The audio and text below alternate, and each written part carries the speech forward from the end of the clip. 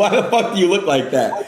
You look like a Sims character, like a GTA fucking character, bro. Why do you look like this? I look the same as I've always looked. What are you talking about? Are you cloned? It's 3 in the morning, ADIN. I'm sorry, I know. All right, listen, bro. I missed you a lot, bro. I haven't heard of you in a minute. My number got leaked. Sorry, I've been texting you. You need to clear this dumbass shit that I didn't check up on you in jail. People think I betrayed you and shit. You know damn well I hit up your team trying to send you paragraphs. I said paragraphs, bro. I feel bad, bro. I want to redeem myself, all right? If I have to chop my finger off, I'll do it. Whatever you need me to do, I'll do it, bro. All right? I fuck with you, bro. I really do. You're my boy. Why say things? Because now I'm going to tell you to chop your finger off, and you're not going to do it. So why do you just constantly talk? Yeah, but that's every word out your mouth is a lie. But that's a poetic symbolism. That's not like really. I'm not really gonna chop my finger off, but I'll really like. You know what I'm saying? Chop my finger off. We're streaming now? No. Yeah. Say hi to everybody. Where are we streaming? Kick.com. Oh. What am I doing in my life? How you been, ADIN? I heard that you're gay and you're back on drugs. So no. No, actually not true. Okay, I'm not gay. Why is it you saying you're gay and back on drugs then? I don't know who the fuck is saying that. Okay, I'm not gay. No, you said it yourself. No, I'm not gay and I'm not back on drugs. Clean. Okay, have you know? So you're not sipping lean again. No, because I've heard otherwise, young man. I mean, I relapsed. Don't wake me up and lie to me. I had a little relapse. Okay, now look, check this out. You know, your whole life is a fucking relapse. Your whole life is one constant relapse of failure. It's like you're not happy with your failures, so you're destined to repeat them over and over again. Why? And what the fuck are you wearing? Since when do you wear a suit? I'm sorry, I'll take it off. Don't do anything gay or weird. I'm just taking off my fucking suit, asshole. So why did you have a suit on? I had Kim Jong-un on stream, you know. Nice. Where is he now? Is he busy with nukes or? I don't know. You think this looks good? Should I just tuck it? Yeah, that's fine. Get Kim Jong-un back. I want to ask him some questions about Asian domestic policy. I'll see if he'll give me bank accounts. Everyone else has banned me. Wait, chat, should I actually get Kim back in here? I don't think you'd want to talk to him, bro. It's not really what you're expecting. It's not really like you actually want to talk to him. Yeah, get Kim back. Why not? All right, let me. Citrus, you're in my chat. Can you ask Kim if he's available to speak to Andrew and myself again? I got you. What time is it in North Korea? I don't know what time is it, day or night? It's time in North Korea. I don't even want to Google this, to be honest with you. 8:56 in the morning. It's 3 a.m. over there? 3 a.m., yeah. Yep. Okay, I think he's gonna get him right now. He's letting me know right now. Dude, you know, ever since you're allowed to leave the house, what have you been up to? What have you been doing? Have you been traveling? Have you been doing any adventures? Have you been hiking? What have you been doing? If I play music on your stream, you get hit with a bunch of DCMA notices. You can do whatever you want. Top G. Top Striker. Have you seen all my new names? You know, I don't like how you're going by these pronouns. I don't. Why? Because you know that's not you, bro. I know what you're trying to do. You don't have to appeal to that type of audience. You don't. You know what I'm saying? You don't have to. Those are your people. What? Those are your people, my G. No, they're not. What the fuck are you talking about? Anyway, my nicknames going forward, I want you to know from now on, you can call me either Emery Andrew Tate, as we know, Top G, Top Striker, Mr. Producer, Mr. Plenty, and I've got some new names you've not heard. Warman in Town, Billionaire Too Bad, Bodyman Gangster, Say Once Boss. Say Once Boss because I say it once. Kill him, he dies. Done. Take All Trillionaire, Brave Not Sorry, Never Sorry. That's the last name, Never Sorry. Brave Not Sorry. I'm not calling you that. No. Shut up. Big Gun Dawn, Double Spice Daddy, or Struck Mind, because it's always on my mind. Dude, how the fuck are you going to call me gay, but your name is Double Spice? I'm going to call you Double Spice Daddy. I'm going to call you that. Well, do it. That's what the girls call me. You may as well fucking join in with your testosterone level, you little bitch. Hey, my test level, matter of fact, is a 350. It went up. It was 280 something. Went up. I don't even know what It's complicated depending what country you do it in. It gives like a different scale because I don't even know what that means. Is that high, low? I'm not versed on these things. I don't take steroids like some other influencers, so I'm not very versed on all this stuff. You know what's crazy? I was in the gym the other day, and they were like, "Hey, Aiden, are you taking steroids?" Because I had so much energy. It's crazy.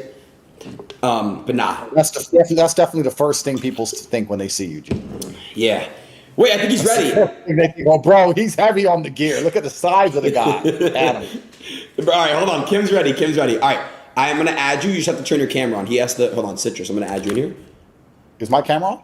It is, but I'm gonna add you. You have to pick up the call again. Like, let's see. This is fucking old fuck. Chad, I think he's back to himself. Andrew, I'm not gonna lie. You got nerfed, but now like you're back. Like, you know what I mean? Like, you got like nerfed. Like, to be honest, you weren't hitting for me. Like, you weren't merely making jokes. You were really serious. But now you're like hitting again. You're like making jokes and shit. I like when you're like funny, bro. For real. That's like really you know? There's many different versions of me. There's many different incarnations. I can be funny. I can be serious. Andrew, Kim Jong. How you doing, my G? Hello, Mr. Andrew Tate. Yeah, I'm not bad. How's things over there? For me, it's always good. Good. I see you're working on your missile tech, trying to keep your country sovereign. Good luck. Of course. Unfortunately, American the Great Satan has been trying to keep my country down ever since 70 years ago when my country was. And I swear to you, Mr. Tate, I will destroy America. Bro, all right, hold on a second. You don't have to That's say. good news. Aiden's over there, so you can. No, but it's not good It's news. okay. He's safe. He is safe. Bro. You're in Florida. That's where my man Donald Trump is. You will not get nuked. You're safe in that state. So any Americans, if you want to be safe, move to Florida. Right. That's good to know. So how do you and Aiden know each other? Aiden, have you been to North Korea? No, Andrew, we should go. You want to go? Bruv, I thought Romanian jail was bad, but I have a strong suspicion North Korean jail is probably a little bit worse. Mr. Tate and Mr. Ross, if you come to North Korea, I'll put you up in my penthouse. And you'll have exclusive use of my private harem. How does that sound? And Mr. Ross, you can get to fuck my sister. She really needs a big dick. I mean, look at that face. What the fuck? She is uptight. She's uptight. You know, And I let me can tell you all a guarantee short story. When I had no money at all, and I was growing up in Luton on a council estate with a single mother with no money, I had all these dreams of what I'd do if I ever got rich. Andrew, if you make hundreds of millions of dollars, you're going to do this, you're going to do that. Turns out I go to Romanian jail and get woken up at 3 a.m. by Aiden Ross to come and talk to a Kim Jong-un impersonator. What am I doing with my life? I'm having a midlife crisis now. What am I doing? I am filthy rich. What am I doing with my life? Excuse me, but I'm here. I'm the real deal. And any hints about me being an impersonator, not the real thing, I will have you executed, Mr. Tate. That'd be hard to do. You've been trying for a while. I'm pretty hard to kill. No, I have not tried before. Trust me. I kill my uncle. I kill my half brother. And if I want to kill someone, I'll do it. And this is the first time we spoke. So let's not get off on the wrong foot. All right, G. That's fair enough. You do have me. Come over to North Korea, and I'll show you a good time. Where men are men and women are women. That's true, but you just threatened to kill me, so I'm going to reconsider the invite, but I'll let you know. Oh, that's okay. I threaten a lot of people. I know how you feel. Me too. It's kind of how life goes sometimes. You're just trying to wake up, trying to run your country, run your business. I get you. I understand it. You got your empire. You got your women. You got your harem. People keep beefing you, flexing on you, talking shit. Who else, Chad? Like, listen, don't make me fuck you up. I get it, bruv. I'm the same. My life's basically the same. Me and you live the same life. I think I hear a man who understands me deeply. I think we'll be very good friends in the future. Me too. So what the fuck's Aiden doing here? Why are we friends with Aiden? What's Aiden good for? Hey, you know what, Andrew? I don't like that. We've been brothers for, I've known you almost like a year and a half now. Time goes by. You know, a year ago in like 2 months, that's the first time I ever met each other in person. It's crazy. Life goes by, brother. How old are you now, Aiden? 22. What are you going to get me for my birthday, though? I'm turning 23 in a month. Absolutely nothing. Why? Why would I buy you anything? Fair point. Fair enough. Andrew, when is the it's just Kim, what are you looking at? I'm looking at you two and seeing the banter that you have between you two. I mean, it's truly mesmerizing. I understand why you have so many views. Maybe I should start my own kick channel. Yeah. Yeah. Yes. Yeah. I think I'll have some converts to my Juche philosophy. Do you know about Juche philosophy, Aiden? What's that, sir? It's the philosophy of being self-sufficient. It was actually, funnily enough, the leader of North Korea, I believe it was our good guest here's father, came to Romania. No, actually, sorry, let me get that wrong. Yeah, Kim Il-sung, the Romanian dictator Ceausescu went to North Korea, and he was inspired by it, and he tried to instill it for Romania, paid off the IMF just before he was assassinated. But the idea is that basically you can be completely self-sufficient. You don't need to trade with other countries. However, I'm sorry, I don't mean to offend, it's not actually a very effective economic policy, and I'll explain why to you. If you're a very good accountant, what you should do is focus on doing as much accountancy as possible to make as much money as possible, and all the other services you require in your life, for example, tailoring, you purchase from somebody else. If you're completely self-sufficient, then what you do is you have to make your own clothes. You take less time actually doing what you're good at, which is accounting. Overall, you end up broker because you should be a good accountant, but you're not busy doing accounting. You're busy sewing a shirt. So all in all, countries are actually more prosperous with a broader economic and trade policy. But I do also understand in your very unique situation, it's difficult because of the American sanctions and the fact that if you did open up your country, they'd be looking to do a CIA on you and infect the minds of the youth with liberal garbage, NGOs, et cetera, and they'd overthrow the country. So, Andrew, pros and cons. I didn't know you. Mr. Tate should come to North Korea and be my economic advisor. Andrew, I didn't know. Andrew, I didn't know you. Andrew, I didn't know you picked up another language.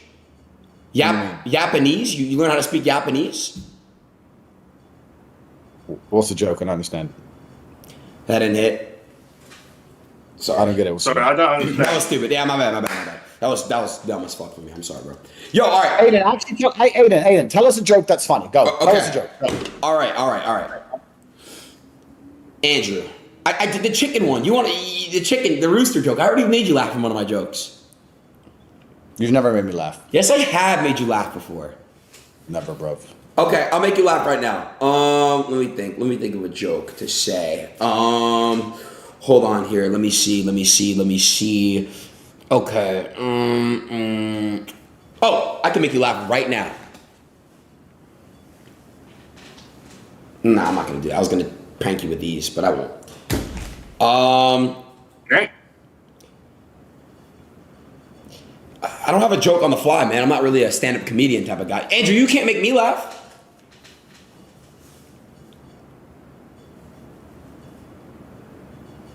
I don't think either of you are comedians. Anyway, this is kind of getting lame, so I'm going to leave this and talk to you. I can't come. Yo, can I actually add someone in here I want you to meet? You'll love him. I'm going to just keep adding people. Wait. Who the fuck was that? It was Kim Jong-un.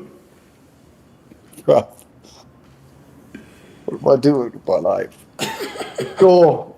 All right, Kim Jong. Yeah, safe. All right, I'm going to add Jake Future here. Yo, Jake, join up, bro. Who's that? He's my boy. Yo, fuck with Jake. He's cool as fuck. He's a big fan of you too. He's cool. Is he home? Let me see if he's home. He should be home. I don't know who any of these people are, bro. I'm not plugged into the online streaming community. So how's the world been? It's fine. Gotcha. So what do you do? Like, what do you do all day? What do you do for fun? I don't really have much fun, Aiden. I don't believe life's about fun. I know you told me. Yeah, I work and I train and look after my children and build my empire and try and avoid matrix attacks. Yeah. I'm a very dedicated, hardworking individual. My life is pretty regimented. There's not so much room for random acts of drug taking and speaking to impersonators and whatever else you're doing with your life. Yeah, I agree. Being gay on stream and all this shit. So why did you come out as gay if you're not gay? I'm not gay. You saw that clip? Like, I can't believe they fucking tweeted out. I'm not gay. You know I'm not gay, bro. You know I'm not gay. You know I'm not. You know I'm literally not. Who's your girlfriend? I mean, I don't have one right now, but I had one. You're 22 and you're a millionaire and you haven't got a girlfriend. No. I don't. I think That's girls. gay. That's gay, bro. How is that gay? How is that not gay? That's as gay as you can get. Just because I don't have a girlfriend? Yeah, bro, you're 22 and you've got a bunch of money you don't deserve, and you can't even fucking get a chick to pretend to like you for money or nothing. I don't believe in true love, Andrew. That's gay, bro. It's fake. Why aren't you married then? Why am I what? Why are you not married? Who says I'm not married? Oh, you're married? Congrats, bro. Why didn't they get invited to the wedding? Who says I was married? Are you in love? I'm in love with life, my friend. Every day I'm breathing, I'm happy. Okay. But I've certainly never been sat around lonely like you. That's gay and weird. I got my boys. My boys are cool. They hold it down, you know? Got the boys. Your stuffed animals? No. Oh, you have real friends. Where are they then? Did you just is that a bug in your room or is that the cigar? What was that? It might be a fly. It might be a matrix agent. Flies are matrix agents. Did you know that? I don't think so. I don't. So what does that mean? Flies or what does that mean? They're part of the Matrix. Explain how. They're agents of the Matrix. How does a fly get? How is a fly an agent of the Matrix? Because it's unwelcome and it infiltrates. Spies. Yeah, but fly is a bug. What do you mean? Bruv, you need to see deeper. Use your third eye. Open up your chakras. You'll understand. I want to introduce you to Allie. Oh my God, my friend Allie. Aiden, you know every single time I speak to someone on your stream, nearly every single time, they're an idiot. You know that, don't you? Nearly everyone you introduce me to. You can't lie. Idiot. When I got Jake, No, let me try and remember. Let me try and remember the people you've introduced me to. XQC, who seemed nice enough, but he screamed in autistic rage all day long. Some kid, some little McLovin kid who got beat up like a week later. Neon. Who else is there? Is that it? I don't know. Every time you bring someone on, they're just Wait, like, this is my boy Jake. Jake, this is Andrew. You wanted to meet? So Andrew. I'm gonna give you a little context. Jake here. He's been following me for a long time. He loves you. He loves my streams together. I wanted to introduce you to Jake. He's a big fan. Good to meet you, Jake. Nice to meet you too, Andrew. He's been supporting us. He likes the dynamic, the duo and stuff. So he's likes the streams and stuff. I just want to introduce you. He's one of our biggest fans. Hope you're learning things, Jake. I only come on here to try and educate the world via proxy of educating Aiden. Yeah. He has great energy, bro. I've met him in person a couple times. He's a really, really high energetic, really like sweet person.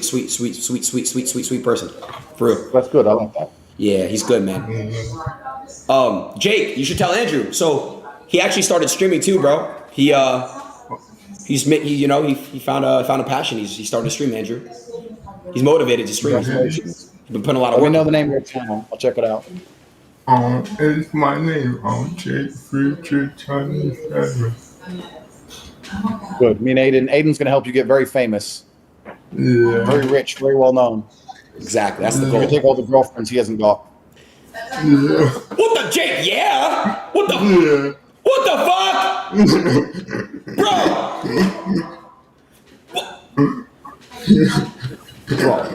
bro? Also, Andrew, I am looking to box, by the way, soon. So you pick my opponent, I'll box him. Give me a 6 months train. Pick my opponent, Andrew. Box me. Okay, I'll box you, but you have to have one hand behind your back. It's only fair.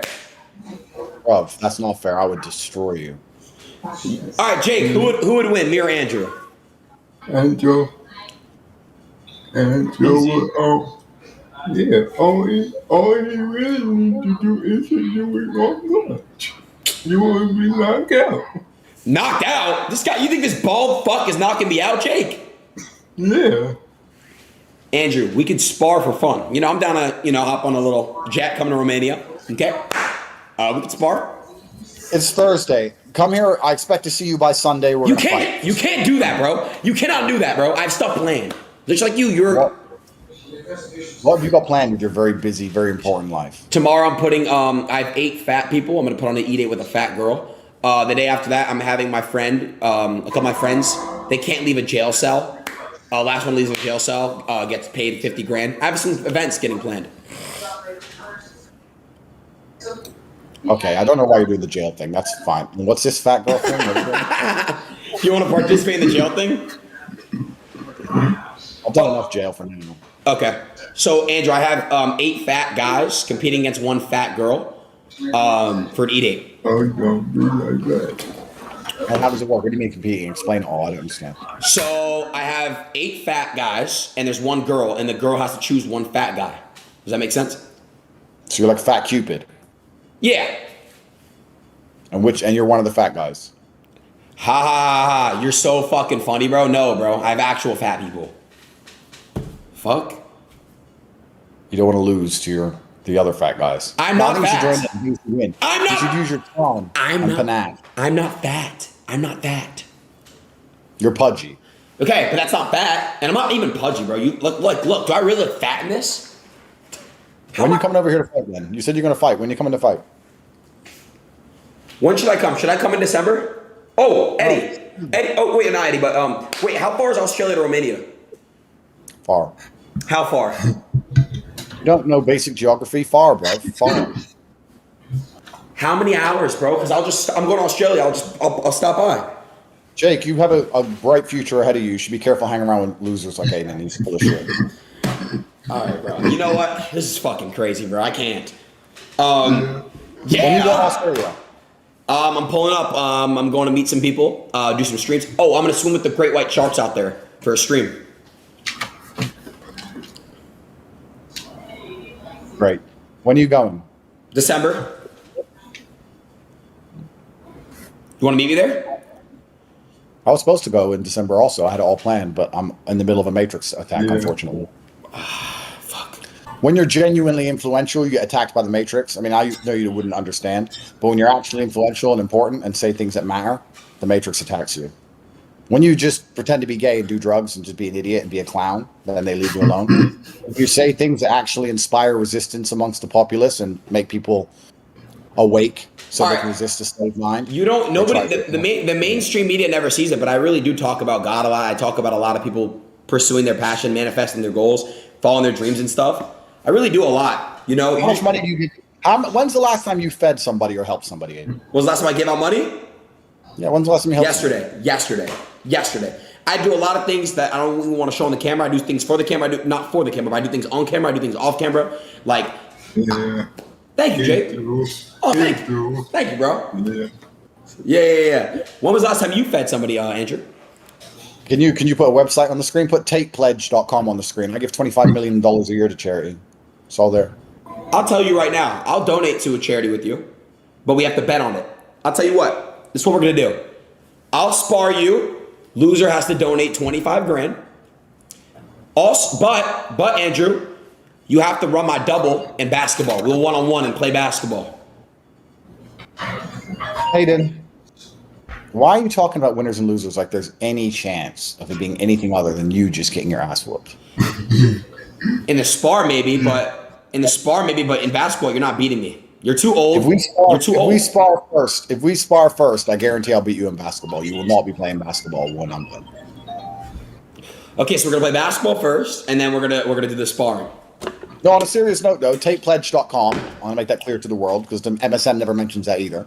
TATEpledge.com. I donate $25 million a year to feeding people. You go there right now. In fact, last week we were restoring eyesight. That's beautiful. Giving people cataract operations. That's honestly beautiful, bro. Oh, yeah, you could be. We work hard to help people, Aiden, and I think that you should use your massive platform and the wealth that you don't deserve. I do, bro. You don't see it because guess what? You only see the bad controversy with my name. Nobody sees the good. I don't care about that, but you don't see it. You don't know what I do. You don't know because you don't see it. I don't blame you. But the mainstream media never puts the good shit. They only put the weird shit when it comes to my name. Is sipping lean on stream for children to see? Is that one of the good things you do? No, and that's why I don't sip lean anymore, Andrew. Why'd you do it at all? Don't you feel guilty? Of course, I wish I never even picked up that bottle. I was going through a really hard time in my life, and I really wish that I had somebody to speak to. I didn't really have anyone that took me seriously to talk to, and I fucked up, and I feel guilty about it. But I haven't been sipping, bro. I've been clean for real. Oh. All right, we'll see till the next clip turns up. And I unfortunately They unfortunately they appear in my life. I try very hard to avoid it, but somehow just some clip of you doing something degenerate manages to appear in my ecosystem. Wait, so I have a question. Do you see me a lot? Like, when you see me, do you like, should I check up on Aiden? Do you miss me? Be honest. I miss you. I think about you all the time, bro. I really, really do miss you a lot, bro. I miss you. No, people, when you do dumb shit, people always message me like, look, Aiden's being an idiot. Fix him. And I'm like, he can't be fixed. I can be So that's what fixed. usually happens. Every time you do something dumb, people start flooding my Twitter mentions with, look, Aiden's a loser. And it's just like, Do you have love for me? I don't think you're a bad person. I think you're an idiot, but you're not necessarily a bad person. Are you perfect, Mr. Tate? I wouldn't say I'm perfect, but I definitely strive hard to be the best version of myself, and I'm very clear and conscious of my actions, and I try and be as rational as possible, and I make sure that the decisions I make daily contribute towards increasing the life of and the quality of life, not only of my own, but also of the people who I care about and people around me in the world as a whole. I don't sit there and think, oh, fuck it, I'll just drink drugs because I feel bad because, I don't know, what can you even feel bad about? What's hard about your life? Personal manners, bro. Oh, yeah. Tate, I have you know, I sat in a jail cell for about 6 hours on stream. So you copied my jail stream. I did. The cheap version. Yep. And then you never even went to jail for real, and that's why you're taking drugs. Can I be honest though? Jail wasn't even that bad when I did the stream. I mean, I kind of went a little bit crazy. I had my phone in there, but it didn't seem like that was that bad. Well, 6 hours in a fake jail with your phone. That's called a bedroom, my G. What are you talking about? Yeah, but like, That's nothing like real jail at all. that's not true because in the real jail you can keister a phone up your butthole and poop it out, and you have it in your jail cell. Yo. All right. So when are we hanging out? I think you should come here. We should spar. Fine. Can I bring Jake Paul? I think Jake. Well, I mean, if Jake and I were to fight, it would be big news. But we can spar. I don't know if we want to do the cameras, but he's welcome to come. Sure. All right. I gotta come all the way to Romania. It's fine. I'll do it. I'm gonna beat your ass, kick your ass. Let's see here. If I beat you, I want everyone in the chat to remember: one, he said he's coming to Romania, which he's not going to do. Second, he says he's going to chop his finger off, which he's not going to do. Third, he says he donates money to charity, and he's going to show us how he helps the world, which he's not going to do. Everyone should just keep track. Can someone make a Twitter account, Aiden's Lies? they already have that. That's the funny. They already have that. That's the craziest part. They already have Aiden's lies. They already have it. Aiden's Lies. I'll retweet them, and we can make it go viral to show how much crap this man constantly speaks. Bro, how did you know? Wait, did you know there's already a page called Aiden Lies? I actually didn't know. I had no idea. That's crazy. Yeah, they already have one. No, but Andrew, real shit though, bro. You don't see it a lot, but I really do try to help and find ways to help people for real. I really do. Are you in Miami or LA? Where are you? Miami. I got out of that devil place. I sold my house out there. You know, I love Miami, man. It's good. It's got some good spots in it, you know. Have they stopped swatting you? You were getting swatted all the time at one point, weren't you? Yeah, I got swatted in person a couple times. But I now in Miami, I have a system with them. They would never allow me to do in LA, but I have a system where I have police roll around me pretty much everywhere I go now. They really help me out. This Miami PD are super, super helpful, and Miami PD is amazing. So they really make sure I'm safe, and other people are safe as well. That's good. Safety's important. That's good. Very important, man. Very important. How's the Romania police system going? Yeah. A unique experience. Man,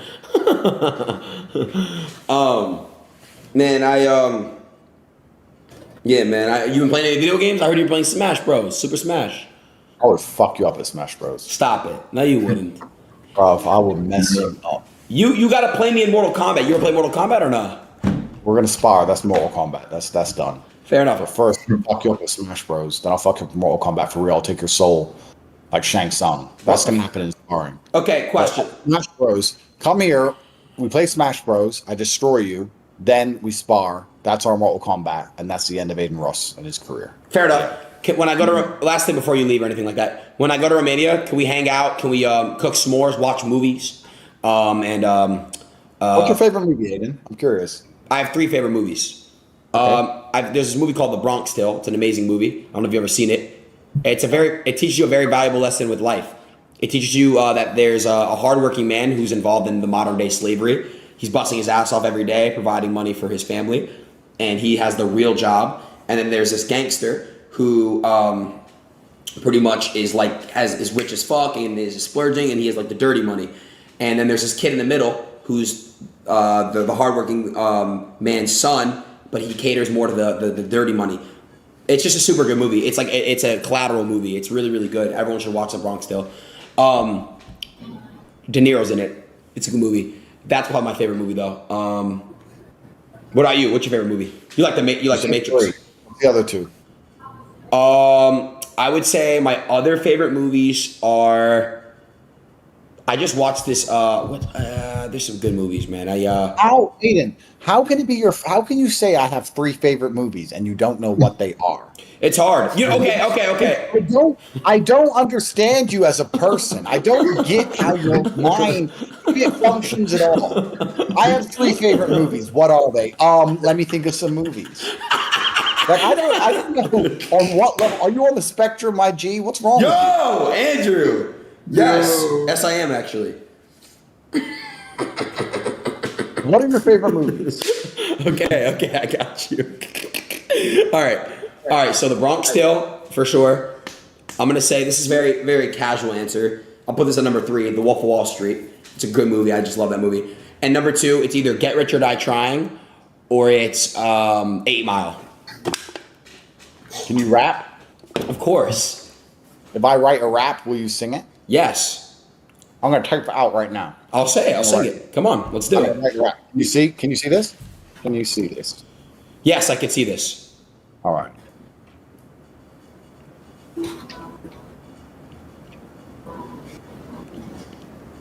All right. You gonna type it out or what? I'm typing it right now. Slow ass old head. Give me a sec. Fuck it. I'm typing. I'm making it up. Okay, go ahead. I'm sorry, Daddy Spice. Double Spice Daddy. Double Spice Daddy, I'm sorry. Yo, it's real.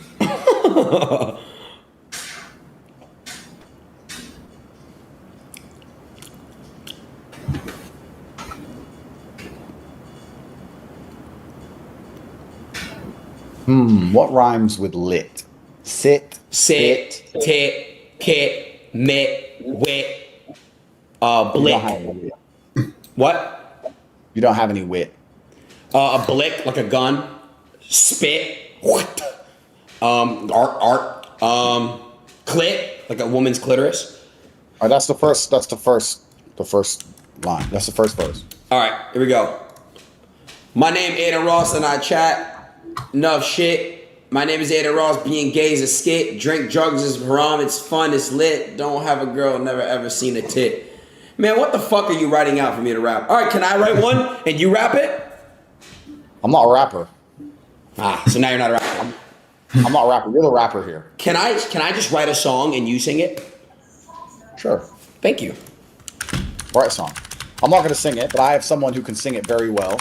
Okay. I know this very beautiful young lady. She's gorgeous, and she has the voice of an angel. And you can write a song, and I will get it professionally sung and recorded for you. Okay. And I'll play it on my emergency meeting. How was your day? How was your day? Say again? How was your day today? How was my day? My day was good, my friend. My day was all right. Yeah. We have to be grateful for things. It's too easy to be ungrateful. It's too easy to not appreciate the simple things in life. If you wake up and you're breathing, you should be grateful. Facts. I'm always happy. My day is always good. There's a lot of things that must be done. They get done. Yeah. Today has been a fantastic day. I was asleep. I got woken up by my good friend Aiden here. But I'm not going to complain. Yeah, stop bitching, bro. Stop bitching. You got sand in your pussy? I'm not going to complain. Well, you are. Well, you are, though. You're bitching a little bit.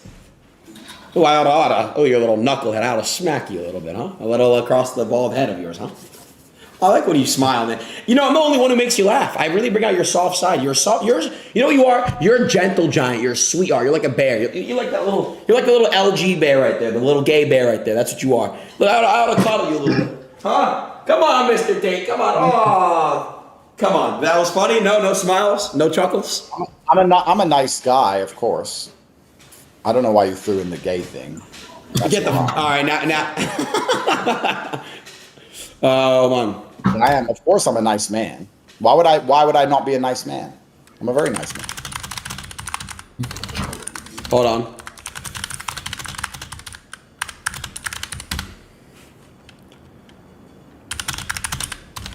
Are you writing the song? Yep. All right, I'll get it recorded for you, and I'll put it on my emergency meeting on Rumble. Am I allowed to say Rumble on Kick? Tough. Rumble. Yeah, you can. Rumble for the win. Rumble. You shall move to kick. Okay. Nah, I'm sticking with Rumble. Rumble. Did you see how they just defended Russell Brand? What's the story with Russell Brand, Andrew? Is that like where that guy from Meet the Greek, they're trying to accuse him of being like a rapist, which is not true. Why are they doing that to him? Well, I don't know the ins and outs, but what I do know is I broke it down on my last emergency meeting. I have a pretty strong bullshit detector, and a lot of things don't make sense. It's called lying by omission. Do you know what lying by omission means? No. It means if you omit some of the facts, if you hold back some of the story, you can tell a small part of the story, even though it may be true. But overall, it's a lie because you're omitting some of the very important facts. So, for example, in the recent Russell Brand attack, they said they've contacted 500 or 1,000 women who knew him, and they've now found these 3 women who are accusing him of him. That's so stupid. Well, yeah, that omits the 497 women who said he's a nice guy, right? So they're lying by omission, and that's the standardized tactic of the Matrix. That's what they do. Gotcha. He's upset some people, and he's now under attack, and Rumble have stuck up for him and said, no, we refuse to demonetize him or deplatform him. So I absolutely respect that, and I think that we're in a battle for the good of the world and the good of the universe, and I think that truth is what God always wants us to live under. And the fact that in many places in the world today, especially on the internet, you can't even say the truth or speak the truth. Any platform that stands by creators which are being Matrix attacked, I stand by. So I will never leave Rumble, ever. Good for you. Hold on. Okay, I got your song. Cool. Send it. Okay, can I read it to you first? Sure. My name is Andrew Tate and I'm a Baldy. I really want to take a trip to the Maldives. I really want to go, but I can't leave the country. They got me on lockdown since I got out of jail. I was really waiting for Aiden's letter in the mail, but I can say he really did offer to pay my bail. I love Aiden, that's my brother for life. If he was a girl, I think I would make him my wife. If I was there, I would have protected him from getting stabbed from that knife. It wasn't that bad. The last line was a bit weird. I don't know what the knife thing's about, but Remember? Yeah, cool. No, Andrew, I don't know if I told you the story. So when I was 12 years old and I was in my sleep, I got stabbed. Just when you were stabbed Yes. with a pen. No, it was a knife, okay? But Andrew, I got stabbed in my sleep Show right everyone here. your wound. Show everyone your wound. Okay. Have you seen his wound yet? Let me take my shirt off, Andrew. Embarrassing. It's a fucking. He got stabbed with a pen, G. No, I didn't, G. It's embarrassing. Yeah.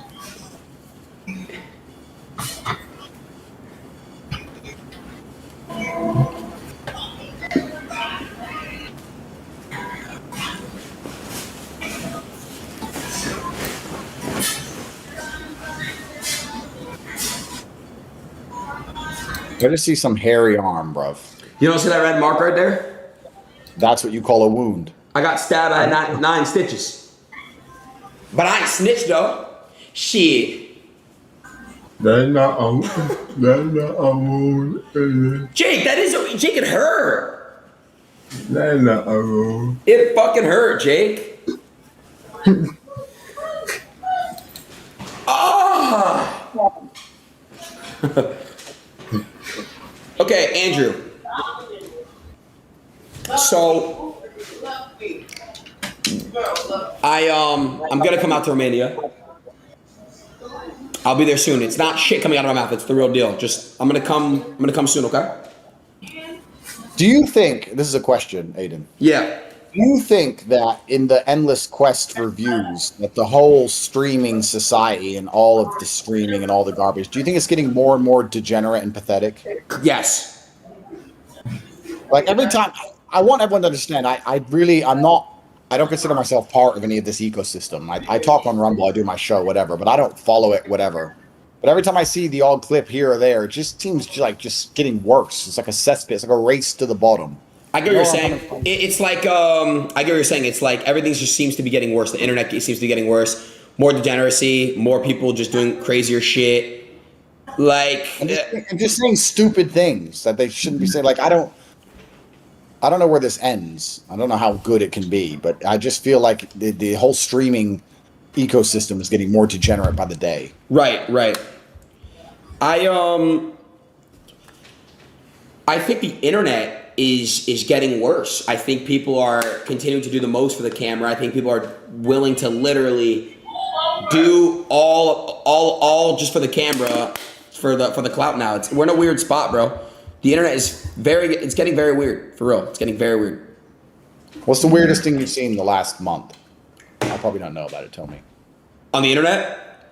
Yeah. What did I see? Oh, okay. I saw a girl advertise her OnlyFans through her little brother.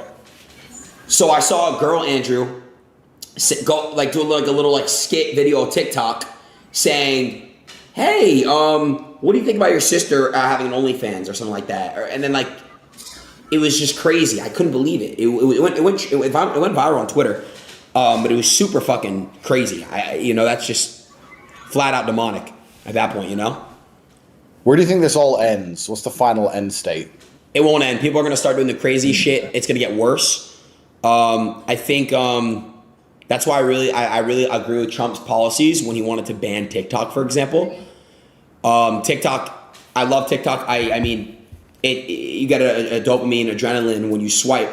You know what I'm saying? It's a very addictive app. It makes our attention span super low. Peanut brains, right? I heavily believe that they're trying to dumb us down even more. There's literal NPCs on TikTok. All the comment section. It's just getting worse, bro. Really is. So how do we fight against that? How do we fight the Matrix to save the world, Aiden? Not a lot of people can wake up. I feel like even myself, I've woken up sometimes, then it's super easy to get distracted in this world, the society we live in, Andrew. It's super easy to get distracted because there's so many distractions going on. I think if you're around the right people, if you're connected through religion and the spiritual level of things, and you have a high vibration, you can kind of avoid all distractions and really focus on your main, yourself. The real ones will prevail. And who's the most famous streamers in the world right now? I don't even know that. Who's like the big boys of stream? Myself, Kai, Speed, XQC, and this guy named Jinxie. You haven't heard about? Jinxie's great. He's fucking amazing. He's new and up and coming. He's been doing this for years, but he's getting his blow up, his final blow up. He's getting his shit in. So you should unite like the Avengers, and you should put together a plan to make sure that all the millions of youth which pay attention to your stream learn important things, and not just because entertaining is fine, but clowns entertain. You should educate. You should teach people things. That's what you should do. You should sit down with the others, and you should say, you know what? All these young people pay attention to us. We have all these massive audiences and this huge influence. Let's make sure on every show we mention something positive and try and encourage people and influence the world in a positive way. I love that. The reason I don't think a lot of people understand how fervent my fan base is, and the reason for it is because anybody who listens to what I say, their life genuinely improves. If I teach people things, or people watch my shows and they obey what I say, or they listen to me, their life genuinely gets better, which is why they're so emotionally invested in what I say. But you should be doing the same thing. You shouldn't just be looking to entertain. You should be looking to actually educate and help people. So you and all these other streamers you just mentioned, you should start a little group chat and say, you know what? This week we're going to talk about whatever. And you should do something positive for the world. That's what you should do, Aiden. If you let me know what the topic is each week, I might even chime in. I might even review your work and go through, and obviously it won't be as good as I can do it, of course, and correct you, etc., etc. But overall, if we work as a team, we might be able to do something fantastic for the planet. Wouldn't that be amazing? Wouldn't that be good? It'd be more than amazing. That's life changing at that point. It really is. Yo, we should get a house together, me and you. We should really live together. No. Why, bro? We could do so much together. So many projects and shit. Why not? That would be, What do you say, What Jay? project would I need? Yeah, go on, Jay. that would be a good idea. For real. What project could I possibly need you for, Aiden? Me and you? What do you mean? There's so much we could do together. Mike? Me, you, we could create projects on projects on projects, and we could change the world. What could we do? Well, I mean, what could you help me with? I'm genuinely asking. I sat and spoke with Tristan at length about you as a person, and I said, by educating Aiden and correcting him of his ills and trying to direct him away from sin, I do believe by proxy we can help the world. You even said, I'm going to get in fantastic shape. I'm going to inspire so many kids to that, but you're just a waste of time. You're just a liar. You don't do anything. I have you know, you've never been addicted to something in your life before. Clearly, no. Whoa, hold on. No. I'm not saying talk about addiction. I'm just saying if you've never been addicted to something, you wouldn't know. I'm just telling you right now. The internet, it's easy to clown people for addiction, Andrew, but I was addicted. I got off that shit. I mean, I fucked up, but it's not too late. I'm 22. I have tons of time. You have tons of time. That's right. Okay. You can't talk to me about addiction because that's a cop out and that's an excuse. And I don't. I agree to an excuse. I agree to the I don't excuse. operate in the realm of excuses. I'm uninterested. I don't care what your stupid excuse is. But you're a full-grown adult, and you know what the right decision and the wrong decision is. And the fact that you went out of your way to procure a substance to drink, you tried very hard to get it. I'm not going to sit here and pretend that you're somehow a victim to this shit. That whole mentality is broken and wrong. The victim mentality that, oops, it happened to me, is the reason why it happens in the first place. You should happen to life. Life shouldn't happen to you, my friend. So you should wake up and say, no, I decide what I do with my life, and I take absolute accountability for all the actions I undertake, and every single thing that I do with my body and my mind is my conscious decision. The fact you're still framing it as in it happened to you and you had no part to play shows you've yet to learn your lesson. I don't give a shit how addicted you believe you were. Bro, I could quit food. During Ramadan, I quit food. I can quit food. You're talking about addiction. I quit food, G. So don't talk to me about addiction. I can go without food, without water, without fucking cigars. I went without my family, without phone calls. I sat in a room by myself staring at a wall. Don't talk to me about addiction. It's bullshit, and it's a cop-out, and you know it is. You're right. I'm sorry. That was wrong. I'm going to take accountability. You're right. It is a cop-out. Take accountability. It's an excuse. Fucked up. I fucked up. Properly, you're going to do it again. What I'm saying is, with this massive platform all of you guys have, you should get together and you should try and do something interesting. You should raise the global consciousness, especially amongst the youth, of very important issues which are not discussed in the world today. There's very important things that nobody are talking about. Yeah. I agree with you on that part, bro. You know, I do. I do. You're right. It's a cop-out. It's an excuse.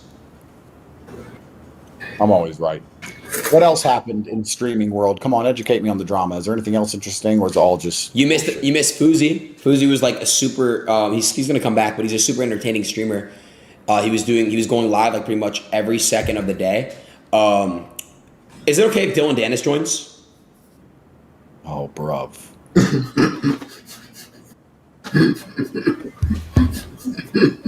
Can he join? Oh, fuck it. Go on then. Okay, I'm gonna tell him right now. Okay. Let me see real quick. He's getting his shit set up. All right, so Fuzi, he's right now in a mental spot because he was streaming so much, he was doing such a crazy good job that like he kind of lost it, but he's doing a lot better now. I talked to him. He's getting the proper medical attention he needs, and he'll be back very soon. But Fuzi was setting insane milestones and doing some really crazy numbers. He was really doing a good job as far as what he was doing. That's good. I don't know about the ins and outs of that, but that's good. What else have you missed in the streaming world? Let's see. What else, Chad? I know there's other. How famous would you say you are out of 10, Aiden? Like you're like 10 out of 10? No. How famous do you feel? No. I would say out of how famous am I? I'm probably like a 6. Do you get recognized all the time in the street? Yeah. I don't go anywhere without security. Do they say nice things to you, or do they say mean things to you, Aiden? Nice things. I've never had anyone do some weird shit. Except for this one time I was streaming and this guy who was dressed up as a Jew, he called me like a disgrace to my religion. Yeah, it's interesting. But I've never had anyone really do anything like weird, bro. I've never, maybe like once, twice, maybe. But nah, I mean, everyone was really nice, bro. I think people in the comments when they talk shit, they just do it because it gets the likes. But in person, if they see me, I think there's an illusion that I get a lot of hate on Twitter, like the left community though. Like, you know what I mean? Like the lefts hate me. They just hate me. Well, yeah, but they're not real people. They're gremlins, G. They're not real. Yeah, exactly. So I mean, they hate me at guts. They do. They want me to die. They tell me to kill myself. They tell me to do all these horrible things. The left hates me, but I don't really get hate from like in person. No, I don't. The non-NPCs. I believe you completely because I have never had a negative interaction with anybody, male or female, ever. Yeah. Thousands of people have come up to me, male and female, and nobody has said anything bad ever. In fact, my biggest fans are women. My biggest fans are women. Women love the things I say. Finally, you're saying it. I want a man like you. Blah blah blah. I never have anything negative said to me, so I do believe you. Dylan's only on the internet. Dylan's on the way. And comments and garbage. Dylan's on the way, but yeah, I agree, bro. I don't know what it is, but okay.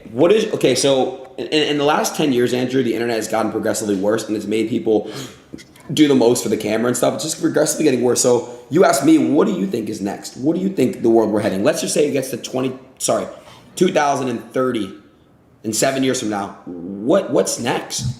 I probably won't be on the internet anymore, but what's next? I don't want to be arrogant, but I do believe, me personally, by myself, has been a massive cultural shift. I don't want to be arrogant, but I actually do believe that. So I'll give you some examples, like partying, popping bottles, doing drugs, all this garbage. I don't think that's cool anymore. I think working hard, training hard, dedicating yourself to God, being an upstanding citizen, doing the right thing, I think that's much cooler than it used to be. If you look at the people who are on Instagram even, right? 5-6 years ago, it was all about partying and bottles and stuff. Now the biggest accounts are about fitness and health and spirituality. You did shift it. I think it shifted. And I remember when I was first canceled and I was deleted from everything, I did Patrick Bet David's podcast, and I said, I think they made a mistake banning me because they underestimate how strong my fan base is, and they misunderstand that I'm dedicating people towards truth. And the harder they Can I say one thing? Can I say one thing, Andrew? I want to add this in. When you got banned, and you got canceled, and I was still on that full leftist platform, did I not still check in with you and say, get on this shit and talk your shit? I didn't give a fuck, bro. I've always stood by you and rid for you, bro. I never betrayed you. That's true.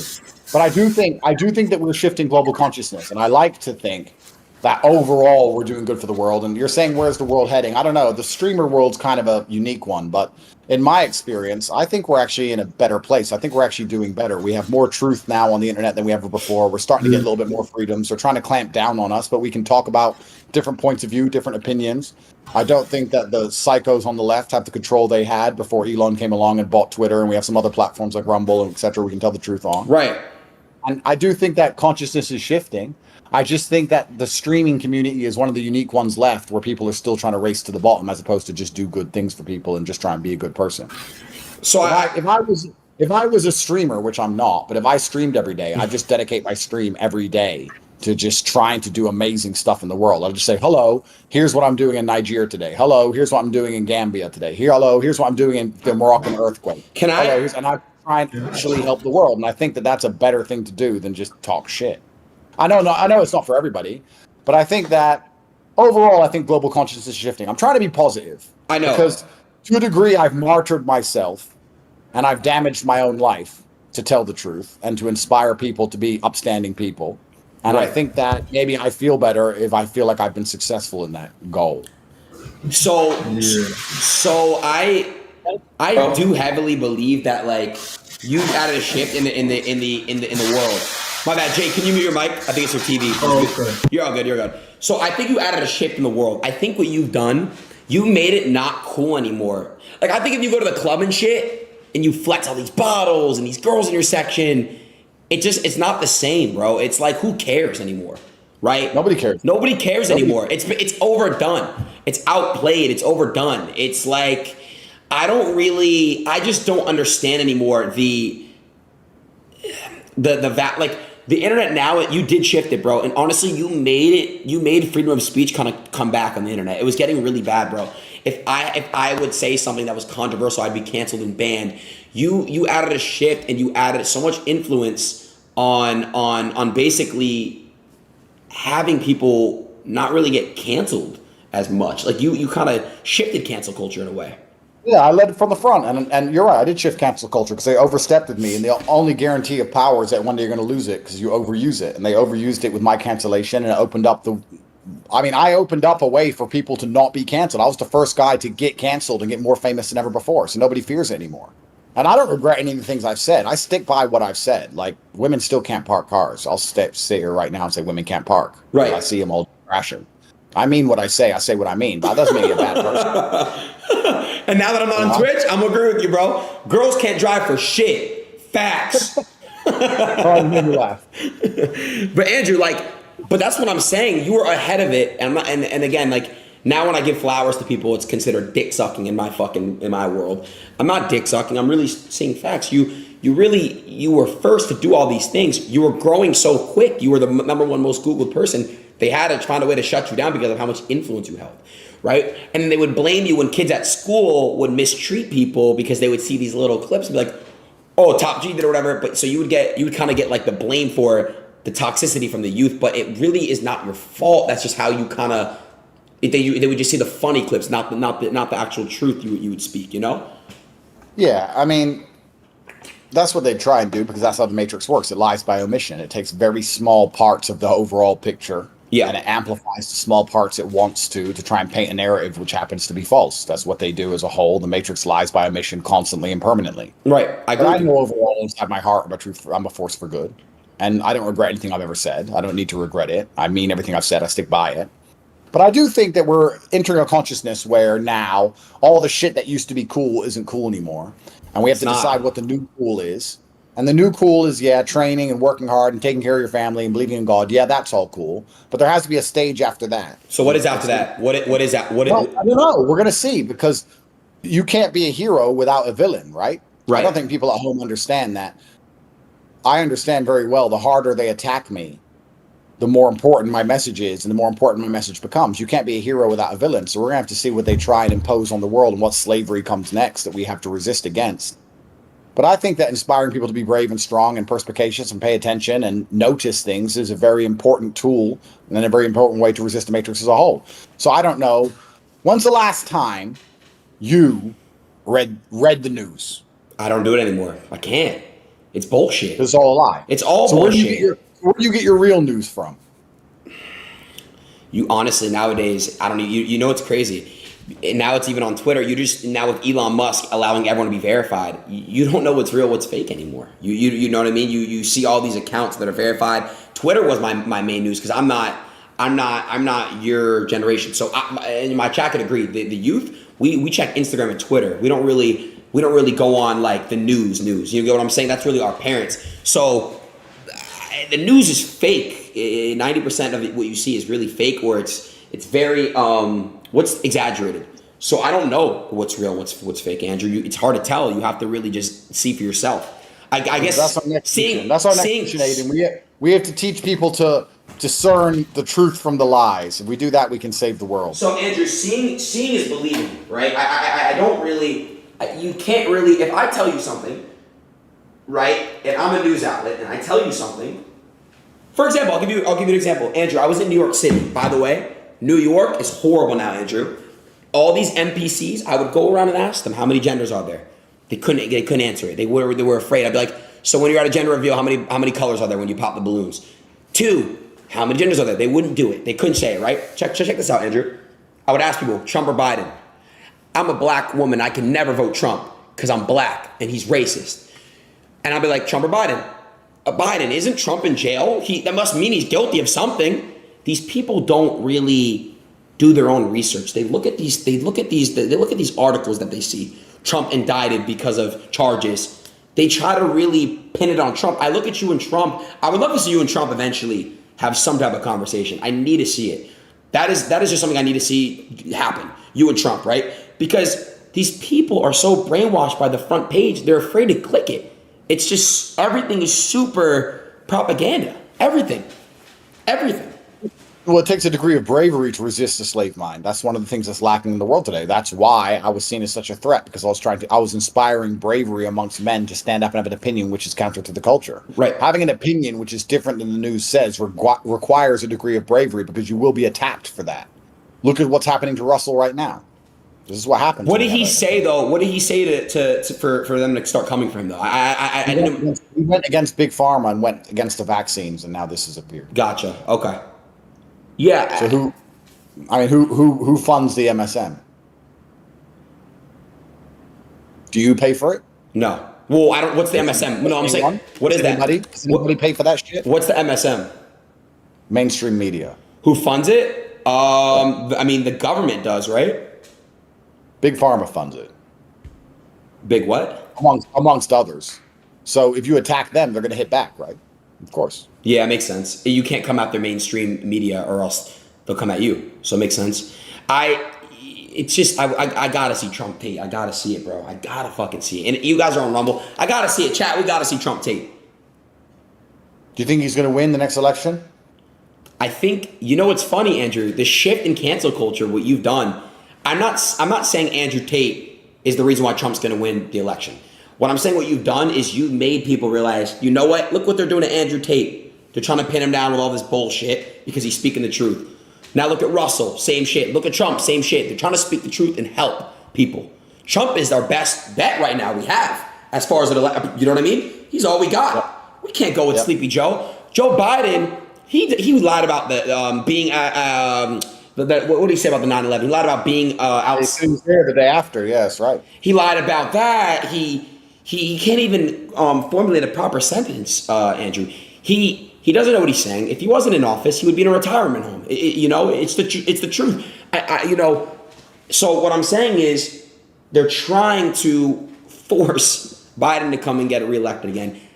And I think since cancel culture has shifted, Andrew, I think people seeing that Trump is being indicted for some bullshit, they're like, okay, now I want Trump back. Because look at it like this. Look what Biden's doing. He's funneling money from Ukraine. He's pocketing a bunch of fucking money, Andrew. A bunch of fucking money from Ukraine. Andrew, we need more security, G, if you keep talking like this. Andrew, we're giving Ukraine $70 billion, but why are people in Maui burning right now? We're giving $700 a household. Come on, Andrew, that's not right. We're giving Maui. Like you're waking up, ADIN. You're starting to understand how the whole world works. You're starting to understand it all. I remember when we first spoke. I remember before I was canceled, I was talking about the Matrix. Everyone thought I was crazy. I was like, what? He's talking about the Matrix. What's he talking about? And now look, as each passing day comes, I'm more and more vindicated. People understand everything I've ever said is true. It's all orchestrated. And a lot of people think that the system is broken. They think, oh, the system is broken because the politicians don't do what we want and the poor get poorer and the rich get richer. But they don't understand the system is not broken. The system is operating exactly as it's supposed to operate. It's always been designed to operate this way. It's been designed so the average person has no power. It's been designed so the poor get poorer and the rich get richer. That's it. It's operating exactly as it's supposed to. It's a rigged system. At the end of the day, it's a rigged system. And that's why I love the movie The Bronx Tale. Everyone's got to watch it. I'm telling you. You got to watch it too. It shows the man that's working the modern day slavery, busting his ass, working the correct job. He's a bus driver. And then it shows the dirty money guy, the hustler. It shows a collateral life. It shows like 2 and 2. It shows this guy's not getting paid shit, minimum wage, but he's busting his ass every day. It shows the hustler. You know, people are really now, Andrew, I think what you've done, you really helped understand, you've helped young men understand, especially like you got to wake the fuck up and you got to not really be stuck in this modern day slavery trap forever. You know, you're giving people a good mindset. I just want people to keep it. It's hard. I'm telling you, Andrew, you might say a bunch of things. If we used to see your clips on TikTok, Andrew, they took you off TikTok.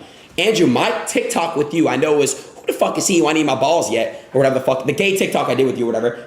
They took it down. You're banned on TikTok. Your face is banned. Your voice is banned. Why? Because your clips would give young men enlightenedness, and when they would scroll and they would see it, they would stop and view your TikTok. You were doing that for the young men. So now a bunch of young men, unfortunately, they're going back to their old ways because we don't see you anymore. I'm not trying to say when you would really be on people's pages a lot.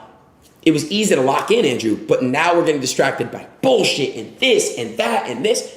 So it's harder sometimes because we don't have a lot of you. We don't have a lot of people that are really trying to help. You understand what I'm saying?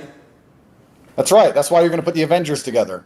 Put the Avengers together and talk about an important topic every week, and update me each week on what the topic is. I'm very curious. I think the most important topic that we don't get a lot is young men's mental health. Everyone thinks that men's mental health is a pussy shit and all these things, but you know, Andrew, a lot of men they suffer a lot of anxiety and a lot of stress and a lot of depression, and I think men's mental health is a very big thing that needs to be discussed more and taken seriously. Do you know why a lot of men are depressed? The internet is a bigger. The reason why depression has gone up is because the internet. I believe It's because life as a man is depressing. If you're a normal average man, your life sucks. Of course you're depressed. true. Your life's shit. It's true. Girls don't want you. You're expected to have money. Girls think men just have money, G. If I go on a date, the women I date, the beautiful women I date, every man she's ever known in her life has been rich. Men just have money. She doesn't know where from. She doesn't care where from. You have money. Just expects you to have money. Like she just expects you to have arms. You're like, oh, you got arms, you got money, you got legs, you got face, you got money. It's normal.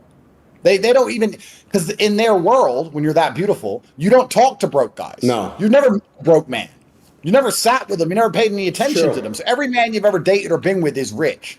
So you're a normal dude, and they expect you just to be able to pull Lambos out your ass, put them on a private jet, put them on a yacht. If you can't do that, you're a loser to them, right? I've seen Women don't want to date a man who's short and broke, but to rich men, they're all short brokies to us. But they don't want to do it the other way around. So the reason men are depressed is because the life for the average man is a very depressing life. You have huge societal expectations. We constantly talk about the societal expectations on girls and how it's unfair that we have these beauty standards they can't match. Look at the societal expectations on men. We're expected to be rich. We're expected to be smart and interesting. We're expected to be things we can't even help. We're judged for our height far more than the girl is judged for anything about her. And if she has something she's not happy about, she can change it with surgery. You can't change a lot of the things about you as a man. Not all of them. It's true. So the reason a lot of men are depressed is because their lives are depressing. I'd be depressed if I was most men because their lives are unremarkable. It also doesn't help. As a man, you need to be a remarkable person. It also it's difficult. It also doesn't help that the average man, he looks at social media, he sees people flexing cars and all these things. And, it's cool to use. Some men can use as motivation. It's so motivating. I want to be like this guy. How do I do it? You know what I mean? How do I? But the men that don't understand and they don't use that as motivation, they might look at it as like, damn, this guy's living way better than me. So completely. Yeah. Instagram is absolutely utterly another massive factor in amplifying depression rates amongst the populace completely. If I was a normal dude and I saw, well, I don't have it, but back when I had Insta, if I would have saw my profile, I'd be pissed. I'd be furious. Like, look at this guy, how he lives. Yeah, I agree with you. No, I mean, it is upsetting. So the reason a lot of men are depressed is because life as a man is depressing.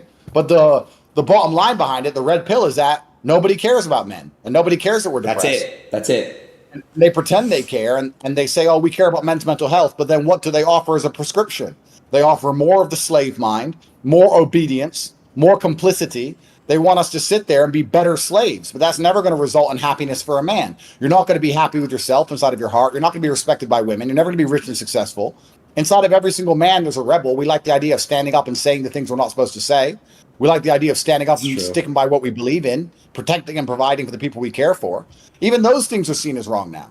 If I sit with these matrix-minded liberal psychos and say that I pay for my girlfriend's life and I pay for my mother's life, I take care of all the women in my life, they see me as oppressive and dangerous because I take care of people, because I'm a nice person, because I give people money. It's crazy. So these people, the only prescription they have is further down the slave mind. Anyone who buys that is going to be annihilated by themselves. And this is what I say when a lot of people have said to me, Andrew, why haven't you just disappeared and given up? This war is here, and the war is not going anywhere. And you can either stand up and resist the slave mind, resist the matrix, and fight the war against them and feel true to yourself and true to your heart, or you can give in to their programming and fight a war against yourself because you're going to sit there depressed, arguing with your own mind all day, unsure why you're constantly unhappy.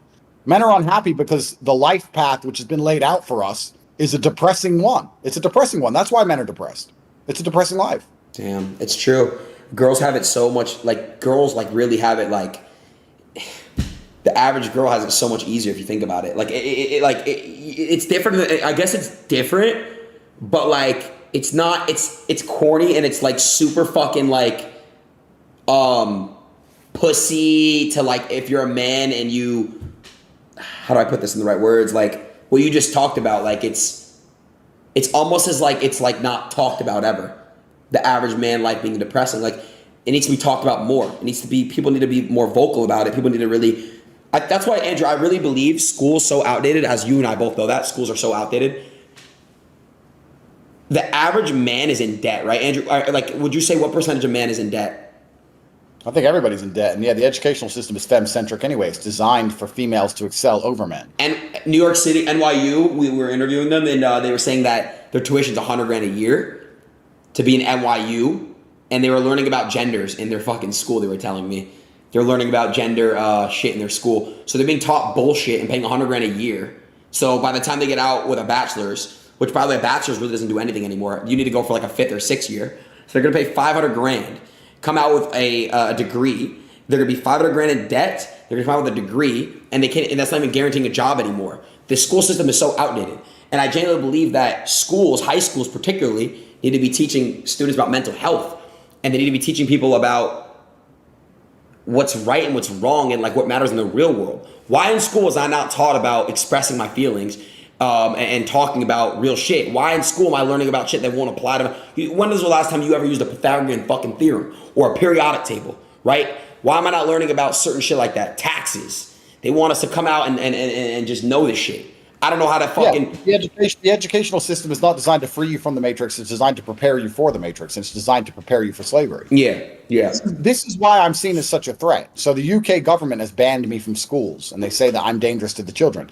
It's not because I'm making the kids say anything wrong or do anything bad. It's because I'm teaching them that you can learn more about life and about how to be successful from me than you can from their degrees. That's what it is. People come and they join my newsletter, which is free, cobratate.com. I have a completely free newsletter, which will teach you more about life and more about making money and more about success and more about mental fortitude than you will ever learn in your 5-year, $500,000 degree from NYU. It's true. It's true. So, Andrew, the new word they're spamming when we talk now is yap. You know what it is? It's because these TikTok kids came up with a terminology called yapping. These TikTok peanut brains.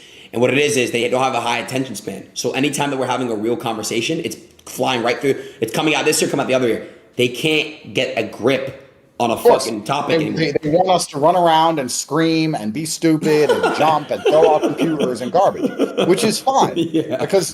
But it's fine because for there to be winners, there has to be losers. Yeah. Anybody who can't pay attention to people who are living the life they want to live. Yeah. And one of the reasons I'm so successful is because I'm so financially successful, much more than people would even possibly believe. If I told you how much money I have, you wouldn't even believe me.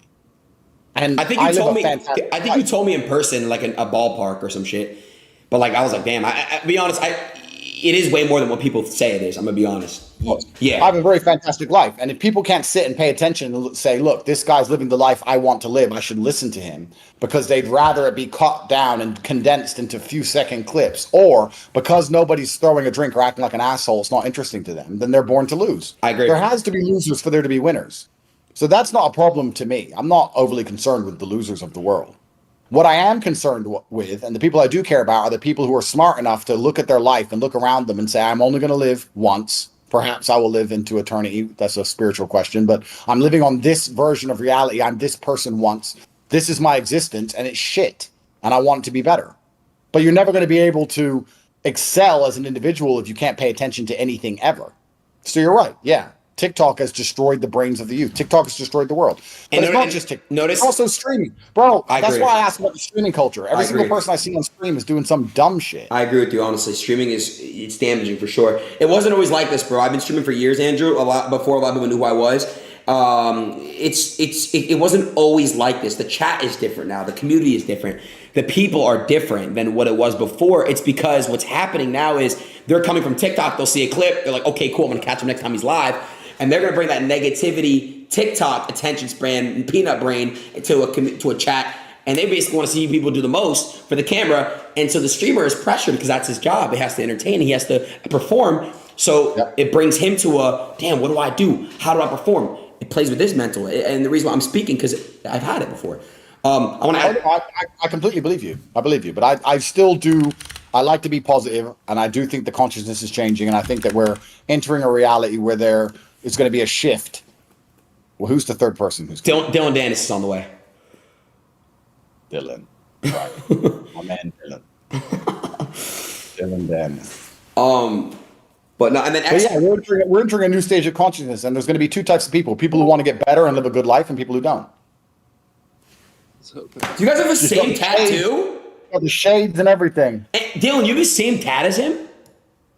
No, hold on, I can't really hear you. How do I do this? You gotta turn your volume. Turn your volume up on your phone. Oh no, you have to hit the speaker button. I think maybe. Let's see. Can I hear you now? Yeah. Oh. Yo. Kind of hard to hear you. Maybe should I put headphones? AirPods might work. Yeah. All right, hold on a second. Let me get headphones. I didn't realize I only have my phone. That's Why do you guys have the same tattoo? You're top G's. That's why. So wait, Where's should I get it then? You should. Do you have any tattoos? Well, it's haram, right, Andrew, to get tats? Yeah, is it? A lot of things are haram. True. Wait, but Andrew, in Islam and the Muslim culture, in the religion, is if you had tattoos, Andrew, if you had tattoos prior to conversion, right? Like it's okay, right? Yeah, it's reversion, yes. And I'm not an Islamic scholar. I'm still learning along with everybody else. And I'm very careful about talking about the religion because I believe it's a beautiful religion. And I have a lot of respect for it. And I don't want to ever get anything wrong. But when you revert, all of your sins are forgiven. Gotcha. So, yes. Yo, Dylan, what's good? This is not really working. What the fuck is he wearing? Oh, there you go. Okay, yeah, we're good. Well, I have no shirt on. Take your shirt off. Okay. Andrew, did you see me and him train or not? I saw him on the ground crying. I was trying to man him up, but it's pretty tough, to be honest. Does he even try and fight back, or does he just like squirm like a little girl and stuff? Nah. Shut up! Nah, he just squirms like a little girl. Dude, You did. You know you did. You're out of my fucking weight class. Actually, we might be the same weight, to be honest. I think. Why are you putting your shirt back on? You feeling uncomfortable? Because you make me feel insecure. I have to take a bathroom break. I'm gonna go pee. All right, you guys go ahead and catch up. Be right back. So when's the fight, Dylan? October 14th. Chat. Let me know if there's Now anything I'm crazy. getting lawsuits up the ass, man. I don't know what to do. It's just bullshit. Court every day. It's called lawfare, bro. That's what they do. That's what this has always been the primary weapon of the Matrix. Lawfare. They just attack you with lawsuits and they try and drain you financially and try and distract you. It's endless. I think Logan doesn't want me to show up. I think that's where I'm at right now. I think he doesn't want to fight me. I think he's just trying to get me to pull out somehow, so then he looks like the hero. You know, I don't know. It's bullshit because this is all going through him. You know, and even if I win the case, right, I still have to pay over $400,000 in just attorney fees, lawyer fees. So it's like just bullshit. When I'm promoting a fight, this is the biggest fight he's ever done, or event he's ever done, and I made the whole event. Like it's just bullshit, man. Well, you did make the event interesting. I'll give you that. I have to be. You certainly made it interesting. For jiu-jitsu, yeah. got to be boxing. I have to do something. Come on, I mean, we're not gonna talk about me and him boxing. We're both not boxers. Like we have to. There has to be something else, you know. And you chose an interesting topic. I'm trying to stay neutral because I'm in the middle of a judicial process. And I know. What I say, you know. I know. I can say that you've made it interesting. Let's put it that way. No, I mean, I'm gonna say. I'll be honest. You did, Dylan.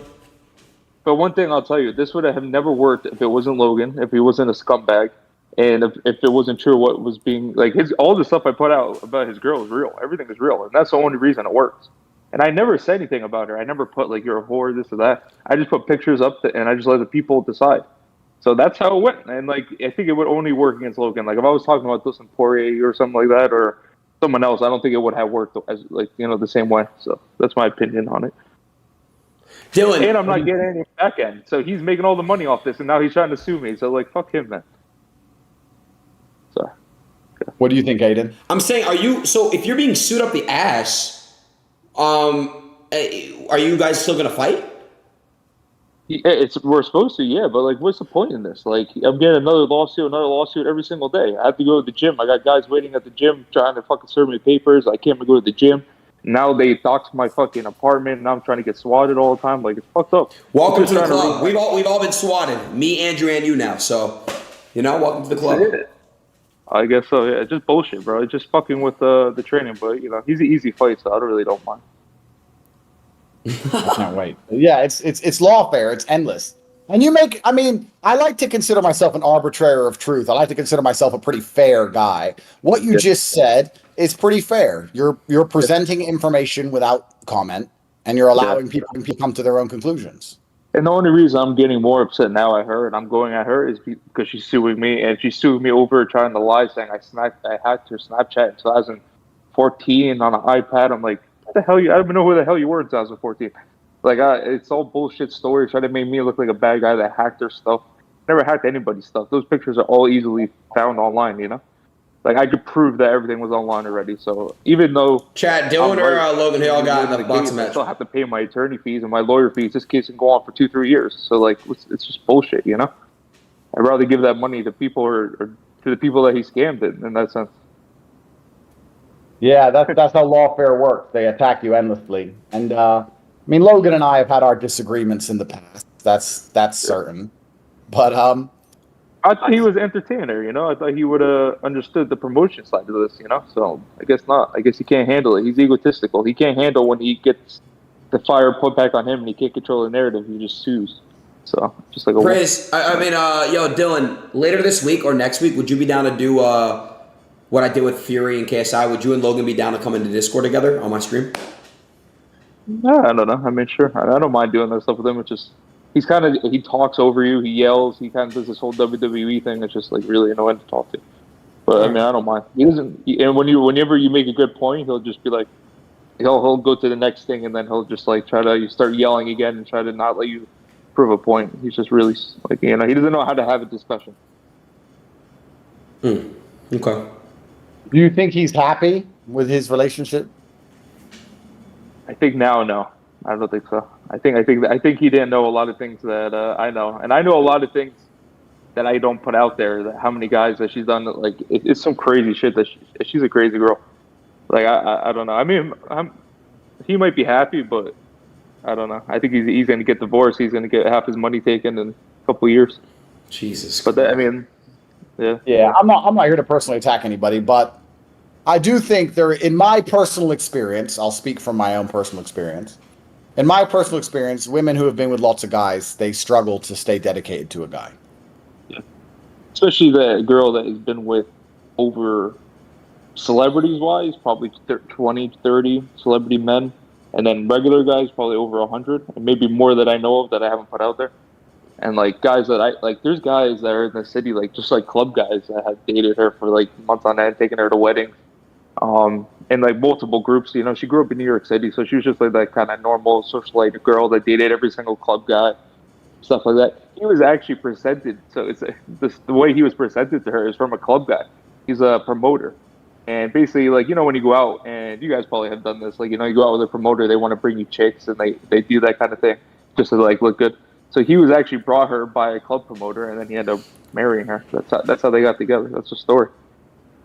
There's a reason why men value innocence in women, and I think the innocence it's very attractive to us instinctually, and I think there's a bunch of reasons for it, but also one of the reasons for it is because we understand that psychological damage affects everybody, and breakups are psychologically damaging. And as a man, you're supposed to have scars, and you're supposed to go through difficult things and have trials and tribulations and be a damaged person to be a good man. The best men have had hard lives. But I don't think the best women have had hard lives. I think a woman who's been through a bunch of trauma usually ends up struggling to some degree, and she doesn't manage to dedicate herself fully to the next relationship. And I mean, I'm not here to wish any harm on anyone. Like I said, Neither. I don't hope they get. I'm in a very interesting situation, but yeah, of course. Yeah. And I don't wish they divorce, and I don't wish all these bad things on them. I mean, like that doesn't bother me. I was just putting facts out there. You know what I mean? I mean, I don't really give two shits about the kid's life. I hope he goes on and whatever, you know, fuck it, does what he has to do. But you know, it's a fight at the end of the day. We're promoting a fight, and yeah, when you're promoting a fight, all gloves are basically off. I mean, yeah, that's how fights are promoted, right? Especially when it's two guys. I mean, one guy I never boxed, and the second guy never won a fight. So what are we going to talk about? Our left and right hooks? Like, no one wants to hear about that shit. When's the fight? This fight would never been talked about. You know what I mean? So I had to make it interesting. So there's a reason that he picked me. I made trouble, I made drama, and I did it. And I'm making him a shit ton of money. So you did it, bro. Yeah. You did it. You did it. It can't be denied. You did it. And as for the future and what it holds for him, I guess it's his decision. I guess he feels like he knows her in a way that other people don't know her. But we can only talk from our personal experiences. And I think that men as a whole, all across the planet, all men value or all men respect women who are extremely exclusive or have extreme. What is a lot of, sorry to interrupt. What is considered for a girl a lot of bodies or a lot of, what would you guys consider a lot of? What would you say, Aiden, first? I think it depends on the age. Is that a good? Okay. Okay, so like I would say my age, under. Well, she's 31. She's 31. So you're going at her age. If you're going to marry a 31. Okay, so if I was 30 years old nowadays if I'm 30 years old and I'm not specifically I'm not gonna personally attack Logan or anything like that or Nina. Yeah, you don't have to. I'm just saying if I was 30 years old and I'm going for another 30-year-old, I mean, dude, Andrew, these girls lie all the time about their bodies. You never fucking know. You can't tell. Yeah. So Let's be honest. If you go to a club and you fuck a girl on the first night, do you really think you're the special one that you exactly? So you know they're doing it all the time. what's the average girl? Would you guys say? Aiden, I'm going to disagree with you there because I know what you're saying. They do lie. But I also think you can tell. I think that it's easy. It's easy to get like deluded, and it's easy to get led down the garden path, which is an English expression. It's easy to get led by a girl, and she can lie to you, and you can fall for the tricks. But I do think that part of you knows you're being lied to, and you just like to believe in the delusion. I think you can tell for some reason. I don't know why. I've always been able to tell. I can just tell. I have like spider senses. I'm just like Andrew. Can you tell by the way she acts, how she treats herself, how the way her behavior is, or do you tell by like? If she, in the bedroom, if she like knows what she's doing extra well, like how do you really tell her? Like, what's the way to tell? I think it can be a combination of things. But you know what's actually what can be most scary? I think it's a trap a lot of men fall for. Is that sometimes the coolest chicks are the ones who have been done so much shit that they almost seem like, oh, they're really cool and down to earth and they're really funny and nothing really bothers them and they're relaxed. But I think that's almost like part of them has died. I'll be honest. If you meet a girl and you're her second or third man, she's going to be a bit crazy over you. She's going to be obsessive over you. And I agree. She's going to be a bit, if you get these girls who are just super cool, when I meet a girl and she's super like down to earth, super cool, and she's like, yeah, whatever, yeah, no problem. They can be the funnest ones to hang around with, but secretly like, nah, she's a little bit too cool. Exactly. So what's a lot of bodies for? I've always been able to tell, and in my personal experience and the people I know around me, etc., I think there's definitely a link. You could probably pull up a study on this somewhere. I think that the less sexual partners a person's had, the more likely they are to stay loyal to their husband. I think that's pretty well studied. Okay, fair enough. But what is a lot of bodies nowadays? I think when you were 30, bro. Also too, like if we're out in Miami, right? I mean, obviously might be out on haram for you, but like if I'm out and I'm in Miami and that girl approaches me and I probably would do it that night. Or we're talking about marriage, it's a totally different thing. Fair enough. I agree. There's a difference between a hoe and a queen. I agree with you guys fully on that. Like if I'm out at 11 at 12 o'clock and she comes around and like, we're she knows what's up. She knows what she's doing. Yeah, of course. Yeah, exactly. And I'm not saying that's a bad thing. Listen. No, I know, yeah. So, what you're saying is different. Okay, so can you guys tell me what's the average body count? Not the average, but yeah, what's the average body count for a girl that's 20 and 30? I can talk from what I can do is I can give you a personal experience. If I were like, all right, so here's how I approach life, or I think how a lot of men approach life. I can't talk about myself right now because of my legal situation, but let's talk about how men approach life. I think there's a lot of men out there who understand there's a difference between fun girls and good girls. Yes. And I don't think that it's a problem if you don't get the two confused. I think if you get the two confused and you take a fun party girl and get convinced she's a good girl, I think you get wrecked. That's your problem. And I think also if you treat a good girl like a party girl, you can also get wrecked because you'll lose the good girl. So you have to be very perspicacious, understand what you're dealing with. If I was to marry a chick, I would never marry a woman who had been with more than 5 guys. Ever. Andrew, can you convert? Hang around with a chick, party with a chick, whatever. Andrew, I don't think I'd even. Andrew, can you convert a party girl from degeneracy to like a queen, or is that possible? Like whether it's I don't know. Whether it's religion or like, can you convert a party girl to a queen? Well, why would you? I think you could if you have a strong enough frame and you're a high value enough man. But why would you want to do that? That's true because it's like they already have the tendencies and shit, and like it's like why would you want to? Yeah, genuine. Yeah, it's true. You always got to think too is like, do you think this girl would marry Logan if he wasn't Logan Paul? They have all this money and all this stuff. Like, do you think that she would still be with him? You know what I mean? Yeah. Well, yeah. I mean, we weren't talking about that. Think about that every single day. You know what I mean? Like, she probably wouldn't. Yeah. Okay, but like, so like if he was some regular Joe Schmo and he still looked like Logan Paul, she wouldn't be marrying. Okay, my generation, I just feel like is cooked, bro. I don't know, Andrew. Like. The Western world's hard, G. Yeah. To find a wife in the West is hard. Yeah, hard, it's fucked, I think, now, bro. Like, Andrew, I'm gonna be honest, like, it's like cool now for girls to like listen to like this, yes, bitch, like that type of music, like, yeah, fuck them, my booty pink, my booty hole brown, like, it's cool to like rap about like fucking guys and playing them and like fucking them and like stealing from them. I don't know, it's like a flex for girls to like, yeah, girl, be on your hot girl shit, period, sis. Like, it's cool to like fuck guys and then like play them and shit. It's like girls rap about it. They like want to be like them and shit. I don't know. Yeah, and that's it. That's fun. So like, that's why you look at Miami, right? Some of the most beautiful women in the world are in Miami, and Miami's amazing to party. You can party in Miami and have a bunch of fun with girls, but you're not going to find a wife in Miami. It's impossible. It's not happening. But Andrew, you might be able to find a girl outside of Miami. Like that's not from Miami. Like in Florida specifically, like you could find someone outside the city. So it depends what you're looking for. So me personally, and I talk from personal experience, if I marry a woman, I want to make sure that what we have is extremely exclusive. I want to make sure that I get to show her the world. I want to be her gateway to the world. I want to be the first person who puts her in a supercar, the first person who puts her on a nice jet, the first person who takes care of her. I want to be the first person to show her things. I want her to have done everything with some other dude first. Right. Why would I want that? That's so hard to find now too. In Miami, every girl's on a yacht. Every girl's on. They're all getting fucked. One girl. The next night they were with another guy. Right, and they want to be Dylan. They want to be in the section. They want to drink that 42. They want to be next to the signs. They want to be, they just want to be in the limelight, bro. That's why, Andrew, we were talking earlier. It's not cool anymore to be involved in that shit, bro. It's like corny, cringe to me now. Like it's true. But wives do exist. They're hard to find. But we're not talking about. I mean, we're talking about Logan, but we're not talking about someone he's dating. We're talking about somebody he's dedicated his entire life and his fortune and his future to, and that's a big risk if they've had that much history. I mean, I don't know. I personally wouldn't do it. All my wives have been very few men, very few. Yeah. At 31 years old, she has over 100 bodies. That's tough, and she's dated every single celebrity. Like, by the way, you guys think Miami's bad? LA is twice as worse, Andrew. Twice as worse. Yeah. LA, New York, Miami. I mean, they're all the same. Dylan, I don't even know how you live in New York anymore, man. It's so bad out there. I was asking the NPCs around Central Park or Washington Park about genders and these things, and these people are fucking brainwashed. It's really bad. It's super fucked up, man. You got to get out of there. I'm telling you, New York is horrible. For me, though, I mean, like, if someone like the trans of whatever they do is. If they're happy, then I'm happy if they're happy. But like teaching on kids and shit, I don't believe in. Yeah, I don't agree with you.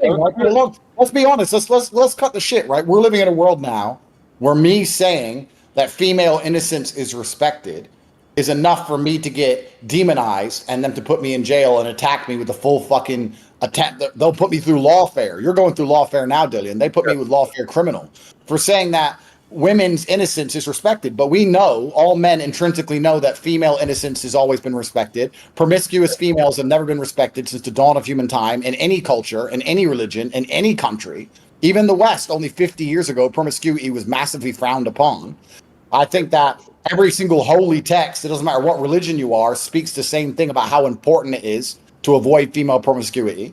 And there's a special bond between a man and a woman when she hasn't been with a bunch of other men. There's a special bond, and it's tangible, and you can feel it and you can see it. And I know it's hard in the Western world today, but if I get married, I mean, the white dress is supposed to mean virgin, G. Okay, virgin's a bit extreme, perhaps, but a lot of women as well. I think a big problem that a lot of men make, they want to marry women, or women want to get married, and the man is confused because he thinks she likes him, but she doesn't want to be a wife. She wants to get married. She wants to Instagram. She wants to flex. She wants the lifestyle. The lifestyle. She wants to dress. Yep. She wants the attention. She wants all of that. She doesn't want to dedicate herself to her man and be an actual wife. And in my experience, is another thing that I find quite interesting. Sometimes the girls who have done the most heinous things with the worst histories are the ones who are the most obsessed with marriage because they want to wipe the slate clean. And they want to pretend that there's something they're not, and they want it all to be forgotten. So they're the ones that push for the marriage the hardest. No, marry me, marry me, marry me, marry me. And they'll hold off on sex and pretend to be a good girl and all this garbage. I want the wedding because they're trying to prove something to themselves because they feel inside themselves they've done some bad shit they shouldn't have done. But they can't change, Andrew. They are who they are. At the end of the day, they're just trying to hide it. But they're always, that's... She's getting up there in age, too. She's 31, so she's getting out of that prime of going out and doing all that shit, you know? Every guy's going to find the newest 19, 20-year-old and bring them on their yachts, not the 31-year-olds. There's a reason she's looking for marriage. But Candace Owens put it in a good way where she was saying how women think when they're younger it's cool to go party and do all this shit and take pictures of all the celebrities and fuck every athlete. But then when they realize that every guy basically is just going to go for the younger girl and you're getting older and the guys don't want to marry that, you know? So she put it, like, perfectly. And like, she's a woman and she, like, you know, she has great values and stuff like that. And she explained it perfectly. But yeah, no, exactly. Well, yeah, and Candace is an amazing woman. I know her very well. I know her husband very well as well. They're amazing people. But that's the reason society is so broken, because we're living through a history now. We're living through a version of reality. This is the first time in human history where women could be so openly promiscuous. None of us know how to handle it. Women don't know how to handle it. Money from it, so they're like, okay, why not? Like, I'm 20 years old. I can put my OnlyFans and make $500K a year. But then when they get older, they're like, holy shit. Now I got to deal with all this repercussions of me putting all my body out there. But that's, I don't know. I'm not a woman, but you know. Okay, right? Because men don't know how to handle it. We don't know how to find wives, and women don't know how to handle it. I don't think women can deal with the psychological trauma of being with a bunch of men and nearly as well as they pretend they do. They can pretend they don't mind. Chat, but I where's think the when best they're place alone to in meet a bed girl, in the chat? deep dark night, they regret a lot of the things they've done. And it's the first time we're in history now where women are living out these lives and they're being encouraged by the Matrix. And nobody, either male or female, truly knows how to handle this unique scenario we're in. The happiest women I know have been with very few men, or one man or two men in their entire life. The happiest women I know, happily married, happy. So I don't know. I mean, perhaps I'm a terrible person. Perhaps I'm this big evil misogynist like they say I am. But I think that a woman is happier when she keeps I herself just think exclusive. that you have the balls to say whatever a man wants to say, but doesn't want to say because they don't want girls to switch on them. Because like ever since I started coming out with this, every girl unfollowed me. It's like, so it's hard. I think you just say what men actually want to say, but don't want to say. You know what I mean? Well, yeah, we respect innocence, because Yeah, exactly. it's innocence that encourages us to protect and provide. We respect that innocence in a woman. I certainly do. And I've done podcasts before where they're like, oh, yeah, I've done like Fresh and Fit and blah, blah, blah. And the girls are like, oh, yeah, but I'm great in bed. I said, I don't want you to be good in bed. I want you to be innocent and pure. I want you to have a pure heart. I don't give a shit about how much practice you've had on dick. I don't want to hear that. That's not interesting. But like, yeah, it's a weird dynamic. But I mean, I guess fuck him, bro. It's a fight, and he shouldn't be doing all this suing shit with all this bullshit. It's just like, we're just promoting. But I guess she can't handle it. Like I said, I've had my disagreements. With Logan. I've had whatever, he hated me, and he was fully Matrix when I got canceled and blah blah. I don't know the dude, but yeah, I agree with you there. When it comes to fight promotion, all gloves are off. Like, I don't think there should be lawsuits involved. You should be able to say whatever it takes to get views, and I think you've done a fantastic job. And you're right, he owes you a favor to a degree, because you've certainly brought attention to the fight. That can't be denied. It's true. And he's very egotistical from what I heard. I don't know him personally, but I heard that whoever is around him, if they don't agree with what he does, he agrees on, he kicks them out of their group and makes them sign NDAs where they can't talk about things. And so he's just an egotistical maniac, and he can't handle that I'll make it a narrative that he can't control. So he's trying to shut me up, kind of like what you're going through, but you know what I mean? It's fucked up. Yeah, sure. I mean, the interesting thing isn't even the fight so much now. The interesting thing is across the next 5 to 10 years, if they stay together or not, right? Because if they make it work, then nothing matters. But if they don't make it work, yeah, exactly. A lot of conversation. That's what I was told too. I heard that too. Dylan, someone had told me. They said Dylan won the fight if Logan and his wife don't make it. Like that. I mean, it's like I just, man. I look, Dylan. I'm gonna be honest though, bro. I just want to see you two just get. Wait, when is it? October? When is it? 14, 4 weeks, 4.5. Yeah, less than almost 4 weeks now. You made. It's an easy fight. It's an easy fight. We should be fighting MMA with all this talk. It should be. If it was MMA, you would win 100%. I told you. For the box. He guaranteed me a rematch in MMA. But we'll see if he's not a man of his word, but fuck him. I do think also, though, I want to say something. I know America is the most failed nation in the world, but there are a lot of women in the world, especially in other places, and especially in America as well. There's a lot of women who understand exactly what we're saying and understand that their purity is an asset and it should be protected at all costs. There are a lot of women who actually very much understand, for me to be respected, I need to make sure that I'm not promiscuous. And I think even women intrinsically understand this. If you see a woman insult another woman, what do they call them? They call them a slut. It's the first insult. That's true. That's true. It's the first. The girls that get mad are the ones that are already done it, that are in New York City, that were 23, 24, and all the guys had cocaine at 6 a.m. and they were doing it their whole lives, and now they get older and they stop. And then all of a sudden they're like, okay, fuck, what do? I can't go against this because everybody already knows I've done it. So then they're like, oh, fuck these guys are misogynists and this whole thing. And it's like, I'm not misogynist. I love girls. I said this. I love sluts. I don't know. It's a weird dynamic how I got into this whole thing, because I'm not the big misogynist guy, but Well, I don't the know. whole misogyny is another word they've weaponized, and they just throw it around. It's I not know they just, misogynistic. now I'm like everybody's It's not attacking me for this. misogynistic to have an opinion, and it's not misogynistic to have a standard. For me Yeah. to wake up and say, I want a wife who has been exclusive or has been very hard to access, that doesn't make me a bad person. For the same reason a woman's allowed to say, I want a man who can buy me lunch. It's just a Yeah. standard, and we're allowed to have standards. They've attacked masculinity to such a point now where if you have any kind of standard as an individual, they're going to call you a misogynist. You're not allowed to hold women accountable for anything.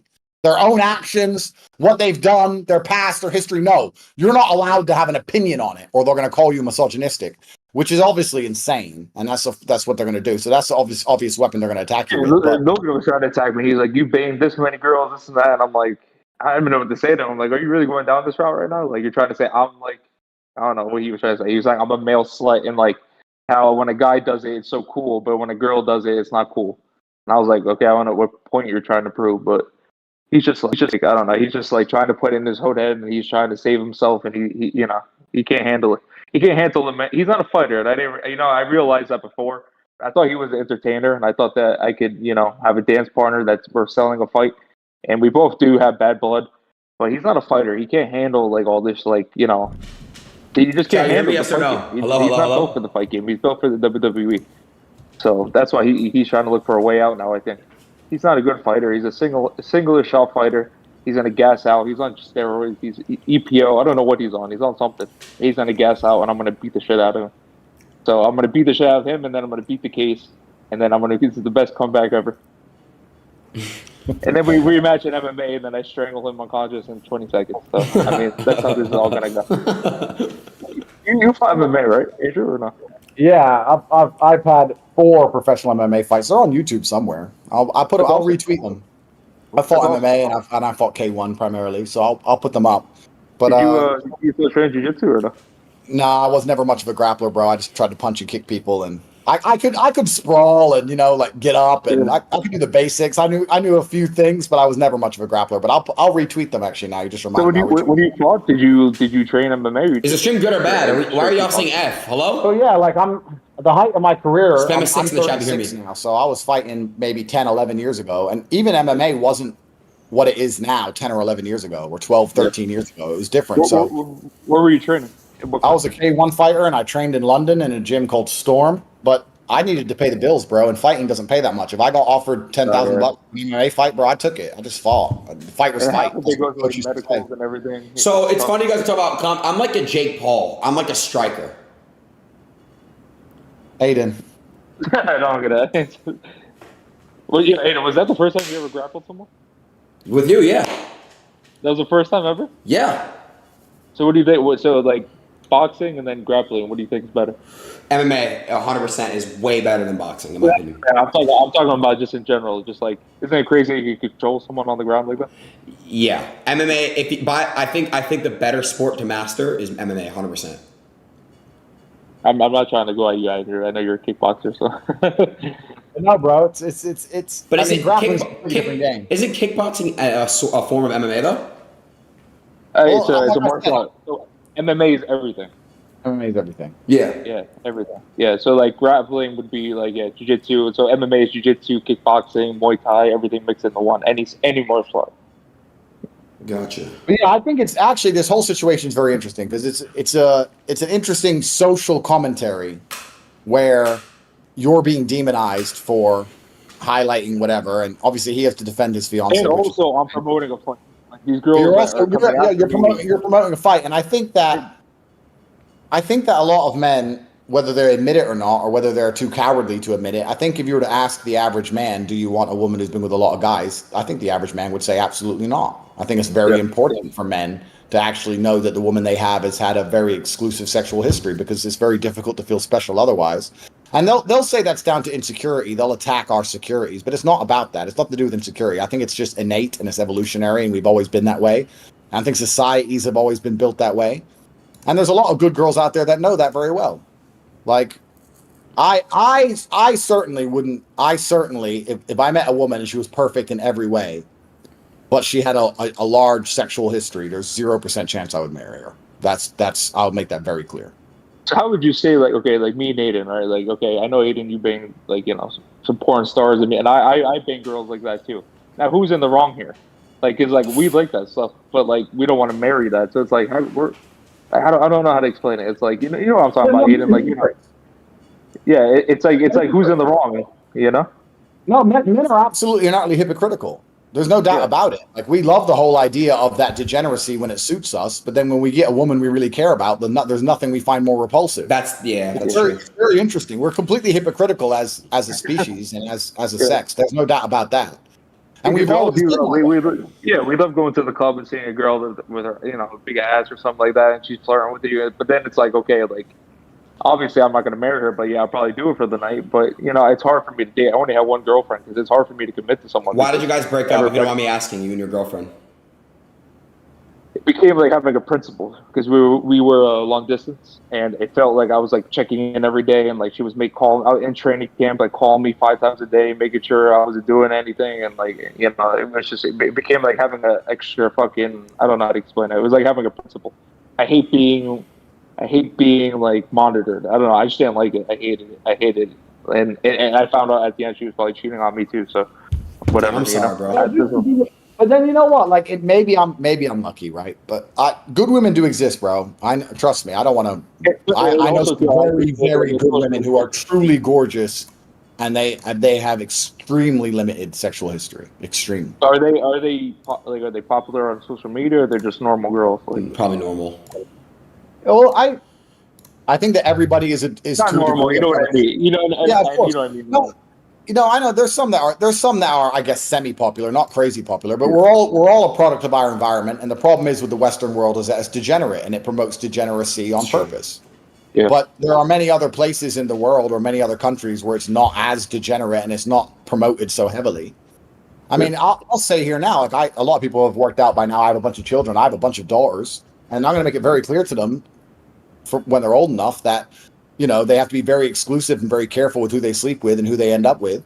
I love the idea of my daughters being with their second or third guy they're ever with in their entire life and marrying that person and having a family. And I think that's the most beautiful thing a woman can do. And I think the psychological damage that comes with lots of relationships, because whether you want it to be damage or not, it's going to be damage. There's no light without dark. Every single breakup does a degree of damage. I think women just don't have the stamina to keep falling in love properly again and again and again. I think after a few times, it just kind of dies. And that's it. Damn, that's actually true. That's a hard one to do with kids because I just had a son too, and it's like when do you get them on social media? When do you get them on all this stuff? Because like nowadays it's just so toxic, and I don't know. It's tough to be a parent too nowadays, to be honest. There's one answer, my friend. Islam, God. God fixes all of this. When you have a religious family and a religious setup, and the whole family worships and pays attention to the teachings of a holy book, then a lot of problems are instantly solved. That's why we need God. It's amazing how easily things can be solved when you have a woman who fears God and a man who fears God, and they believe in the same religion and they're raising a religious family. You'd be amazed what can be fixed. The problem with the West is that there's no God anymore. Nothing matters in the West. It's true. Nothing matters, right? Oh, it's no big deal. It's no big deal. And people don't realize that it is actually a big deal, and it compounds over time and it damages people's psyche. There's nothing more beautiful than a man and a woman falling in love. Once a woman's been damaged to the point where she can't love a man properly, that's actually a very terrible thing. And like I said, it's personal experience, but I don't think women who have had a bunch of experiences can truly pair bond. Not the same. And I'm going to get attacked for this endlessly, but that's just what I believe. It's my experience of life. It's true. It's not even fuck being attacked. That's true. What do you do now, Aiden? How are you looking for a girl? What do you do? Staying to myself, bro. I have a lot of work on. I want to be the best version of myself before I go out there and find the one. I don't really think it's fucking hoes and shit, and you know what I'm saying? That shit's not worth it to me anymore. It's not fun. It's corny to me because you're very lucky that you found that out at a young age. I mean, because you're younger than me, so I fell into that like party lifestyle, drinking and fucking bitches, and it's all a waste of time. It gets old so quick, dude. I should have been in the gym. I should have been sleeping early, but I did fall into that. Now it fucking gets you, because especially when you come from Andrew understands as a kickboxer. Like a jiu-jitsu guy, we make no money. We're not, we don't get that much girls and this and that. And then all of a sudden, when you get low popularity and you go out, everything's free, and there's a bunch of girls, you fall into that lifestyle and stuff. And then you realize, now that I'm older, I realize, what the fuck was I doing? I should have been fucking, sleeping early, waking up, going back to the gym. But I did fall into that lifestyle for a little bit. But you're young, and I'm happy that you figured that out. That all this shit doesn't mean nothing. Thank you, bro. You know, you should be working on your career. I think going to a club, drinking, fucking soulless whores.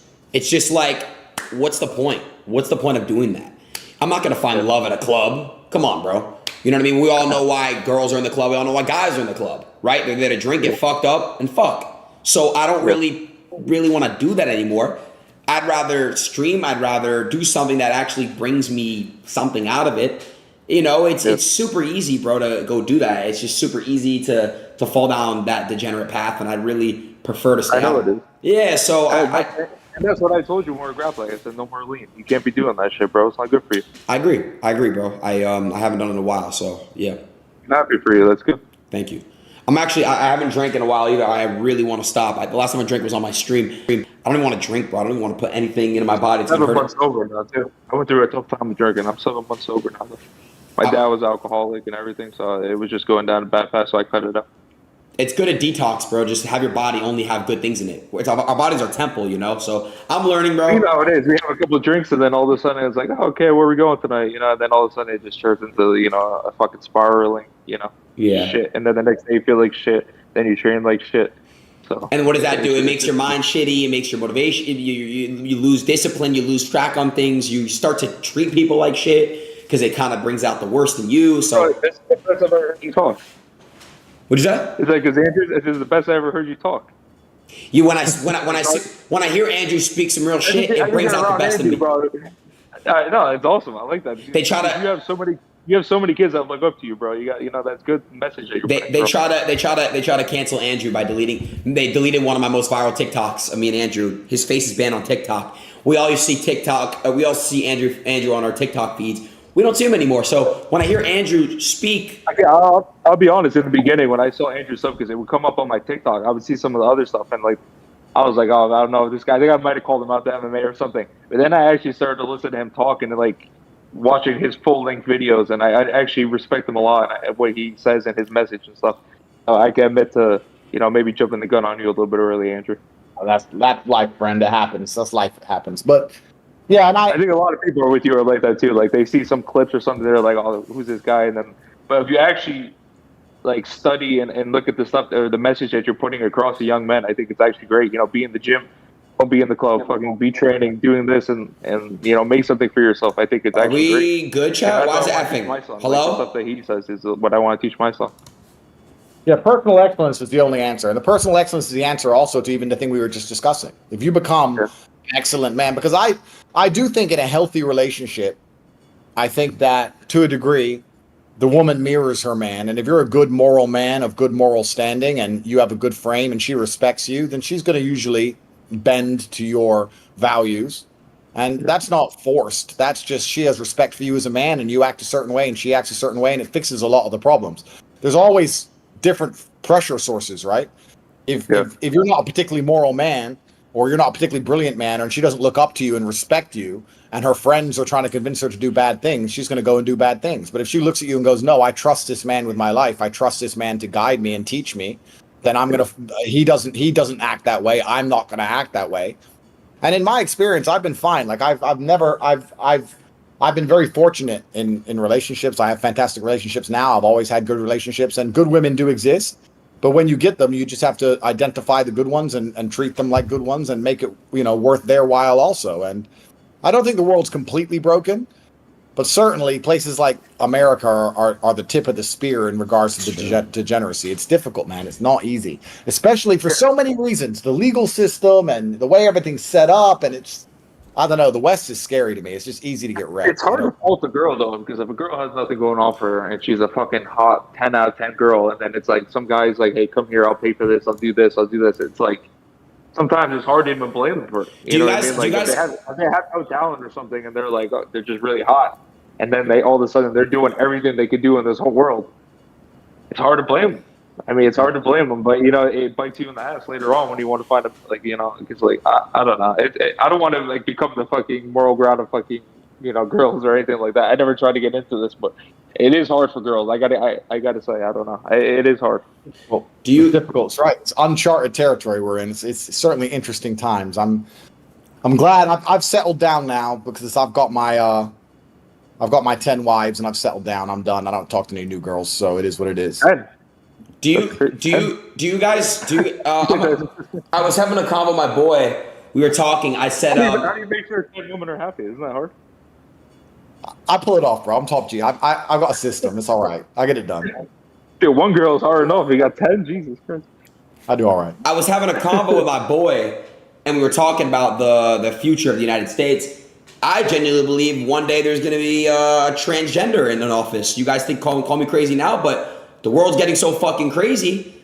Telling you, bro, the left is not the left anymore. It's gone down a track of straight mental disorder, and it's grooming of children. They're gonna assume you think a trans as president is like a bad thing in what way? Like it's promoting. It's in a way it's kind of making how do I say this, bro? Without it's just. I'm just saying, if that person is older and they were like, okay, I really feel like I'm a girl. Like, who cares? Like, they're happy, you know. But if it's a kid and they're pushing on a kid, so I guess you're saying like because it shows a bad. Just the kids, bro. Leave the kids out of the agendas. You disagree with what I'm saying. I just want kids. No, I don't disagree with what you're saying, but I'm saying, like, if someone's like 30 something, like, who the fuck cares if he's a girl or a guy? I give no shits. You know what I mean? Like, because they would put the motherfucker in office just because they're trying to. Oh, okay. Yeah, that's what I'm trying to say. Like they would, like you see the athletes of the year. You saw that with Budweiser. They're kind of just like, you know. That was the worst fucking idea of all time. Yeah, like the Target, the kids' clothing. Like they're just really trying to push it like in your fucking face. Yeah, like you know. So I don't know, man. I don't know. I believe that God. We need the thing is this. We need some objective reality on the planet.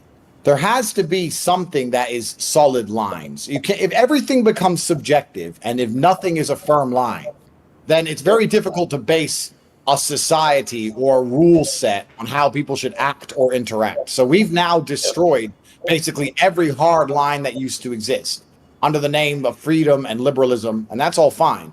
But that's one of the most basic lines, like man and woman.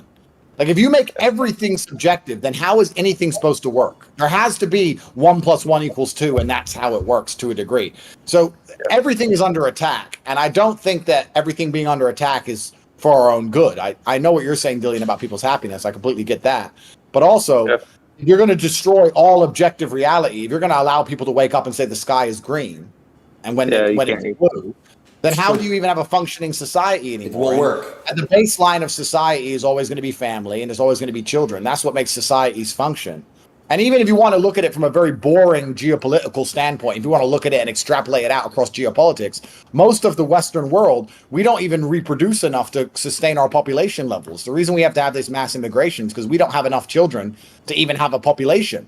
So you have countries where populations are expanding and exploding, like in Asia and India and Africa, they're exploding populations. Then in Europe, every single country is declining. We don't have enough children to even create people. That's crazy. You add in, it adds in because it's a bunch of different arguments. But if you add in just a purely boring argument of medical science is keeping people alive longer, we need a workforce who's going to pay taxes to keep these people on their pensions. There's not enough people being born. Why are they not born? Because men aren't men. Women aren't women. People don't get married. No one has kids.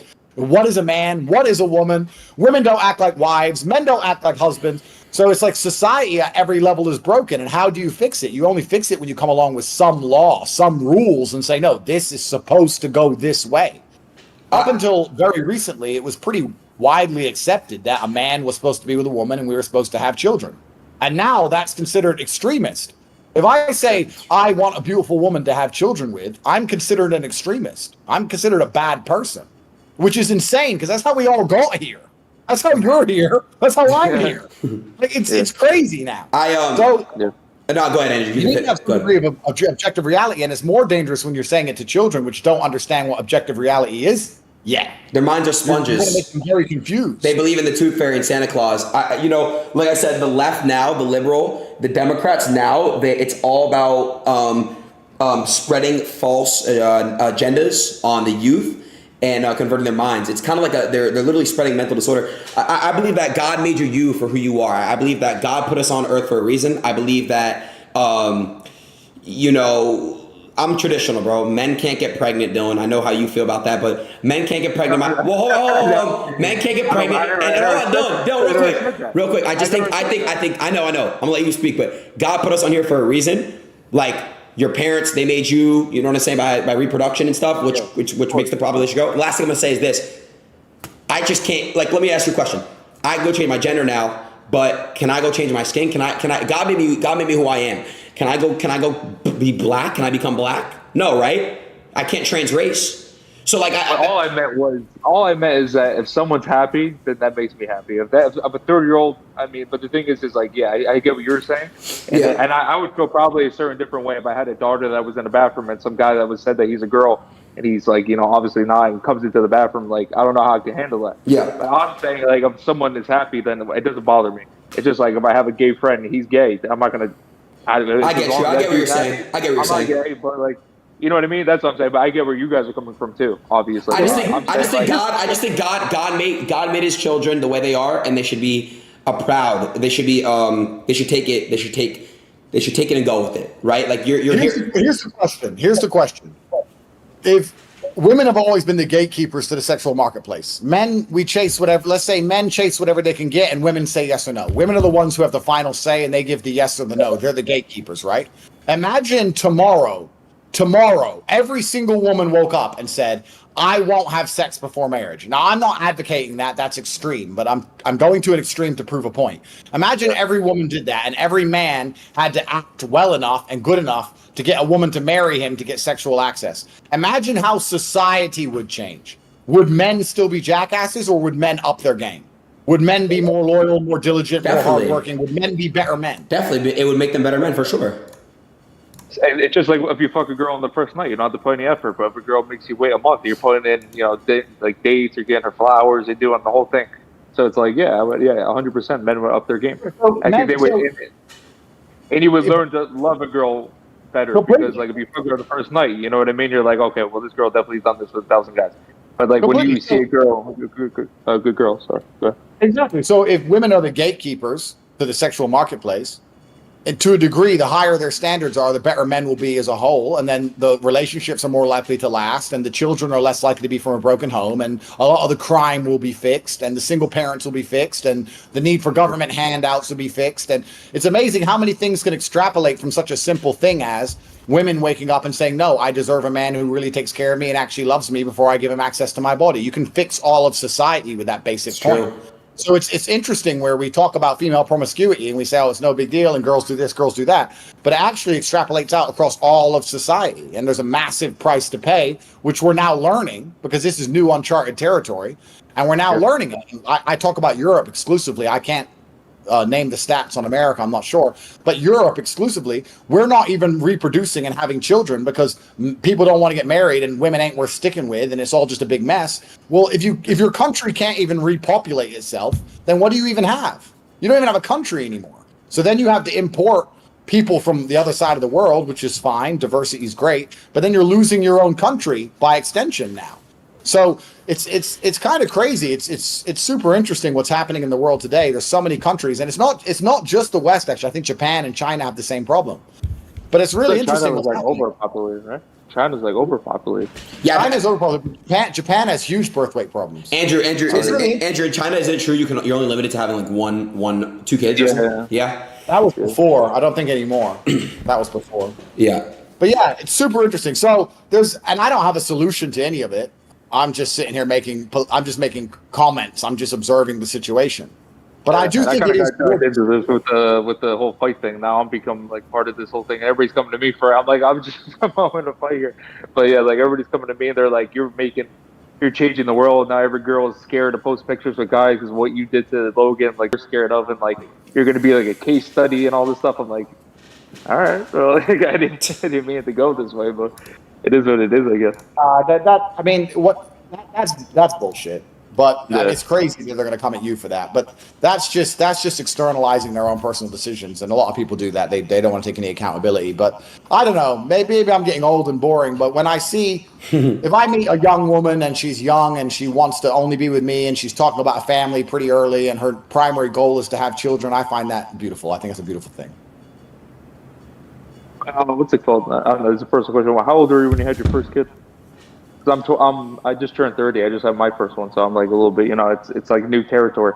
It's kind of scary because you still feel like yeah, I feel like I still have the same mindset as a young kid. So now I'm trying to, mature and be a good man for my son, because I still have that in me where it's like I'm crazy sometimes, But yeah, I was just asking.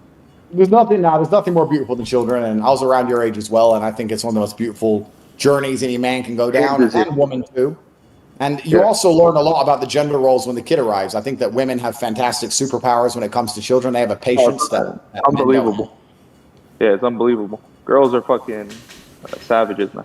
If you got your next children, one of you guys should name your son Aiden. That'd be kind of cool. Probably not, but yeah. Anyway, no. No, I think you could be tough, Aiden. I think you just need you just need to train more, man. I don't know how to explain it. You're very smart and you're so talented, bro. If you start training, I feel like you'd be a fucking animal because you put your mind to something. I think you can do it. 100%. You just you don't have discipline, bro. You're bad with you're inconsistent. Nah, one thing, Andrew. One thing I always say, I look back at some of the things we talk about. Money really is an amplifier, bro. And I think I got I'm not saying that it's bad that I got rich so early in my life, but I think Andrew, people are gonna be like, oh, what the fuck, boo-hoo. But you understand what I'm saying. Like, it's really an amplifier, right? So when you have so much money and you don't know what to do with it, it really is an amplifier. I'm naturally a lazy person and not disciplined, right?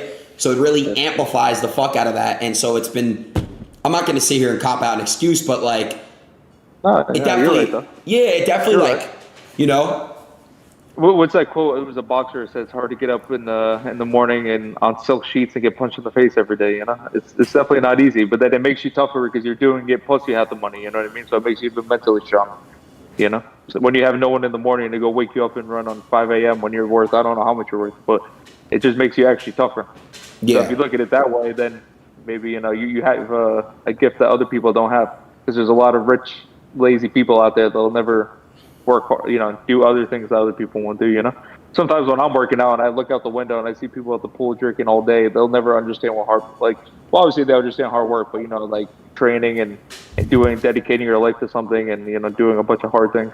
That's why I don't believe in inheritance. I believe that not that I don't believe in it, because I know a lot of people that their fathers are very rich and they grow up really good. It's very rare though. There's many celebrities that have children and their children are super fucked up because they're growing up, they hear it's easy, here, have this, have that, have this, have that, right, throughout their whole life. So it's super easy to cripple your child early, and their brain is like a sponge. So I kind of believe that every single child, I mean, you guys are fathers, so I'm not a father, so I don't really know, but is it hard for you guys? I mean, I feel like if you guys understand that you really can't just give your child everything and you can't really cripple them, I mean, you guys probably, like I said, you guys are fathers. I'm not a father, so I can't really speak on that. But well, mine's only a couple weeks old, so it's a little bit hard to tell. But I'm just gonna make sure he's happy, and I wouldn't spoil him, but I definitely would. If he wanted to go get a jiu-jitsu membership, I would pay for it, or in the right avenues. I think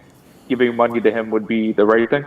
Because when my mom got me a membership that I couldn't afford when I was 15, and I got a jiu-jitsu membership, I fell in love with it.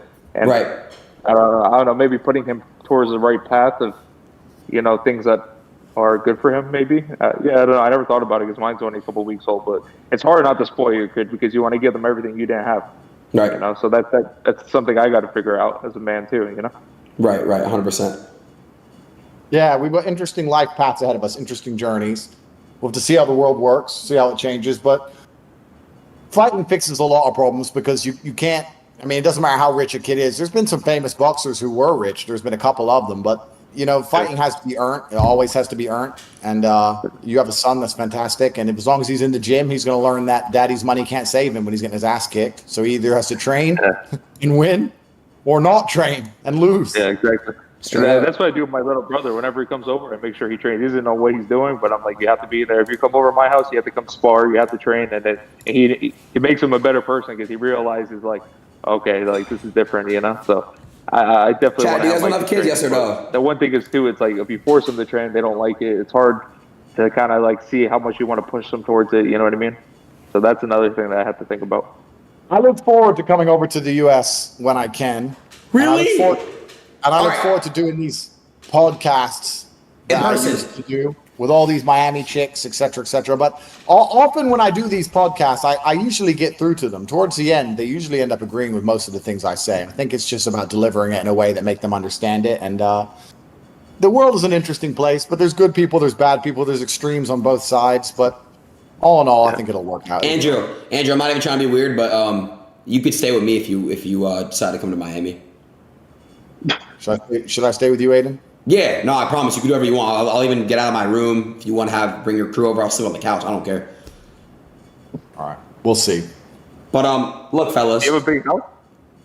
No, It just looks like you're. It looks like you're in like one of those like I don't know like rooms. It's like small.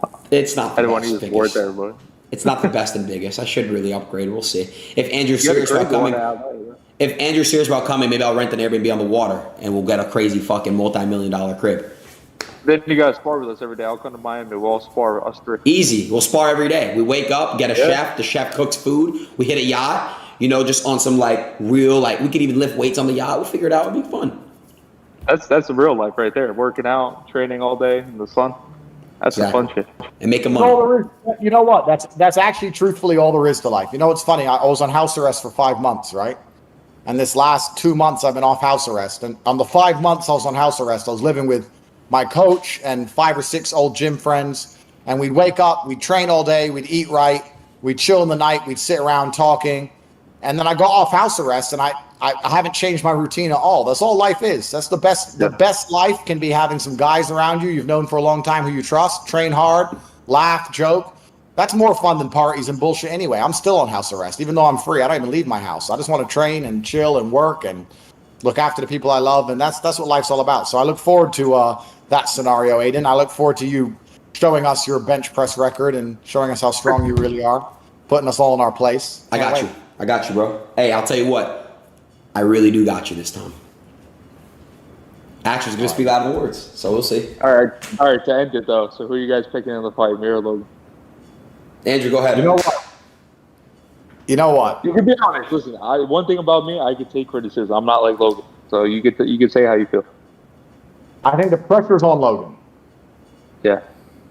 And you will know better than me how well he deals with pressure. But it feels like to me the pressure's on him. He has a lot to try and rectify. So if you think he doesn't handle pressure, then that's going to be bad for him. We'll see. We'll see how it all plays out. I did this on purpose. You know, Roberto Duran and Sugar Ray Leonard. When he blew a kiss at his wife, Sugar Ray Leonard came out like a brawler and then lost to Roberto Duran. So what I'm doing is very tactical. You know, people don't realize that. They don't know the fight game. Bro, hey, and you know what? I can talk like I was fighting in my prime like a bit before the internet captured a lot of the things I said, luckily, because I said some shit that would have got me You're off. young, bro. 30, 35, 36. You're still in your prime. Well, I can still do it. Yeah. But I retired when I was 30. But I can still do it. But I'm saying that, like, the things you've done to promote this fight aren't even 1% of the shit that happens most of the time at fights and things that are said. That's what I'm saying. Yeah. And I'm dealing with fucking lawsuits. It's bullshit, but whatever. I mean, so who do you have to pick if you had to say? You can say it. I haven't seen either of you train properly. I don't know. I think psychologically the pressure's on Logan. I'll say that. Okay. Psychologically the pressure's on him to perform. Aiden told me in person, Logan. Aiden told me in person, Logan, but then I saw someone ask you on a bus, and you said Logan was going to win. No. I said if it's boxing, it's hard to say. It's favored that Logan's going to win. If this was MMA, it'd be a What's walk. the favorite to him to win, though? Because he's never won a fight. I'm saying if this was MMA, it'd be a walk in the park for you. You know what I'm saying? It'd be a walk in the park. But I just, it's boxing. You're not a boxer. But you're strong. You know what I'm saying? You know how to hit, right? So, what was this head shit you were doing? You were banging your head into something? What the fuck was that? It's because in the sauna, like Mike Perry and them were like they were hitting their fists and like hardening their fists. I was just hardening my forehead. And Okay. then he copied that. Does it actually work? Probably not, but I got a hard head and I'm very hard to knock out. So he's gonna find out. All right. Well, we'll see, and we'll see. You gotta pick one. You gotta pick one. Who? You know what? Because I'm a sports gambler. I'm gonna bet on you because I want to win more money. So look, Keep on away for a cop out. It's all good. I appreciate it. much love, Don. This is awesome. Nice to meet you, Andrew. Finally, good talking to you, man. Bye-bye. Andrew, before we head off here, bro. Today was great. I hope you're actually seeing that I'm taking things more seriously with my knowledge. And I agree with you, man. I think a lot more needs to be done in this world. I saw your Piers Morgan interview, some clips of it. I watched some stuff on it. It was good. And then I also watched Tucker Carlson too. That was really, I saw some parts of that. It was great. Tucker's a hero. I like Tucker. I think he's doing a great job. Where did you guys do that at? I think Tucker's doing a good job. Tucker's just asking interesting questions, and I think No, I'm saying where. Where did you do it at? Where did you do that? here in Romania. He came to my house. Oh, nice. Okay. Yeah, but I think he's asking really interesting questions. But yes, Aiden, I will keep an eye on your journey. I think it'll appear on my feed if you do anything degenerate or stupid. You'll see it. I'll be notified. I'll tell you what. If I relapse on lean, or if I do anything degenerate or stupid that set me back in my journey, I'll donate $100,000 to TATE Pledge. Deal? Yeah, go to takepledge.com. See the things we're doing. It's legit because the reason I started it is I wanted to give a lot of money to charity, and then I started looking at charities, and a lot of them are just fucking scams. They just keep all the money. Syria, Palestine, Connie. This is all me and my guys. These are my guys, war room members. Lesbini. There's cataract. Look up. Go up to the Oh, go cataract up. operations. My bad. Oh, champions? Go up. No. Down. Stay on the website. Go down. Okay. Go down. Palestine. Third one. Oh. After Palestine. Connie. Oh, this is the IOP. That's amazing, bro. What the fuck? That's actually amazing. We're literally giving people their eyesight back. That's amazing, bro. It is, and karma's real, and it's amazing. All these people who hate, and all these liberals, and all these psychopaths who talk about how good the world will be, and all this crap. They don't help anyone. You need to understand, liberals and Democrats, they're not what they used to be 15 years ago. They're now psychopathical, mental illness people. Straight up. Like, it's mental illness at this point, and they're so one-sided, and they're the ones that really, if you look into it, they're the ones that promote heavy racism, heavy diversity. These libs are just ruining society. You know, they're the ones that are creating a satanic society, Andrew. Well, they certainly don't go out of their way to help anyone, and the MSM want to attack me all day long for believing that my woman should be exclusive to only me, but they don't mention that I literally restore eyesight and feed thousands of starving children a day. So the MSM are all liars, and the liberal and the left who pretend they're good people, they don't help anybody either. But I do think that the world understands what's happening and understands what's going on. And we just have to keep doing the right thing. God will reward us in the end. Allah is the best of planners. He is watching us at all times. Aiden, keep that in mind. Yes, sir. And make sure you behave yourself. All right, Daddy. Not Daddy Tate. What's your name again? I forgot my own nickname. What is it? Double something? Double Spice Daddy? Double Spice Daddy. I'll see you soon, okay? All right, my friend. Much love. All right. W Tate in the chat, man. You know what I'm saying? You know what I'm saying? You know what I'm saying? All right. It's crazy, man. I don't see this guy anywhere. I don't see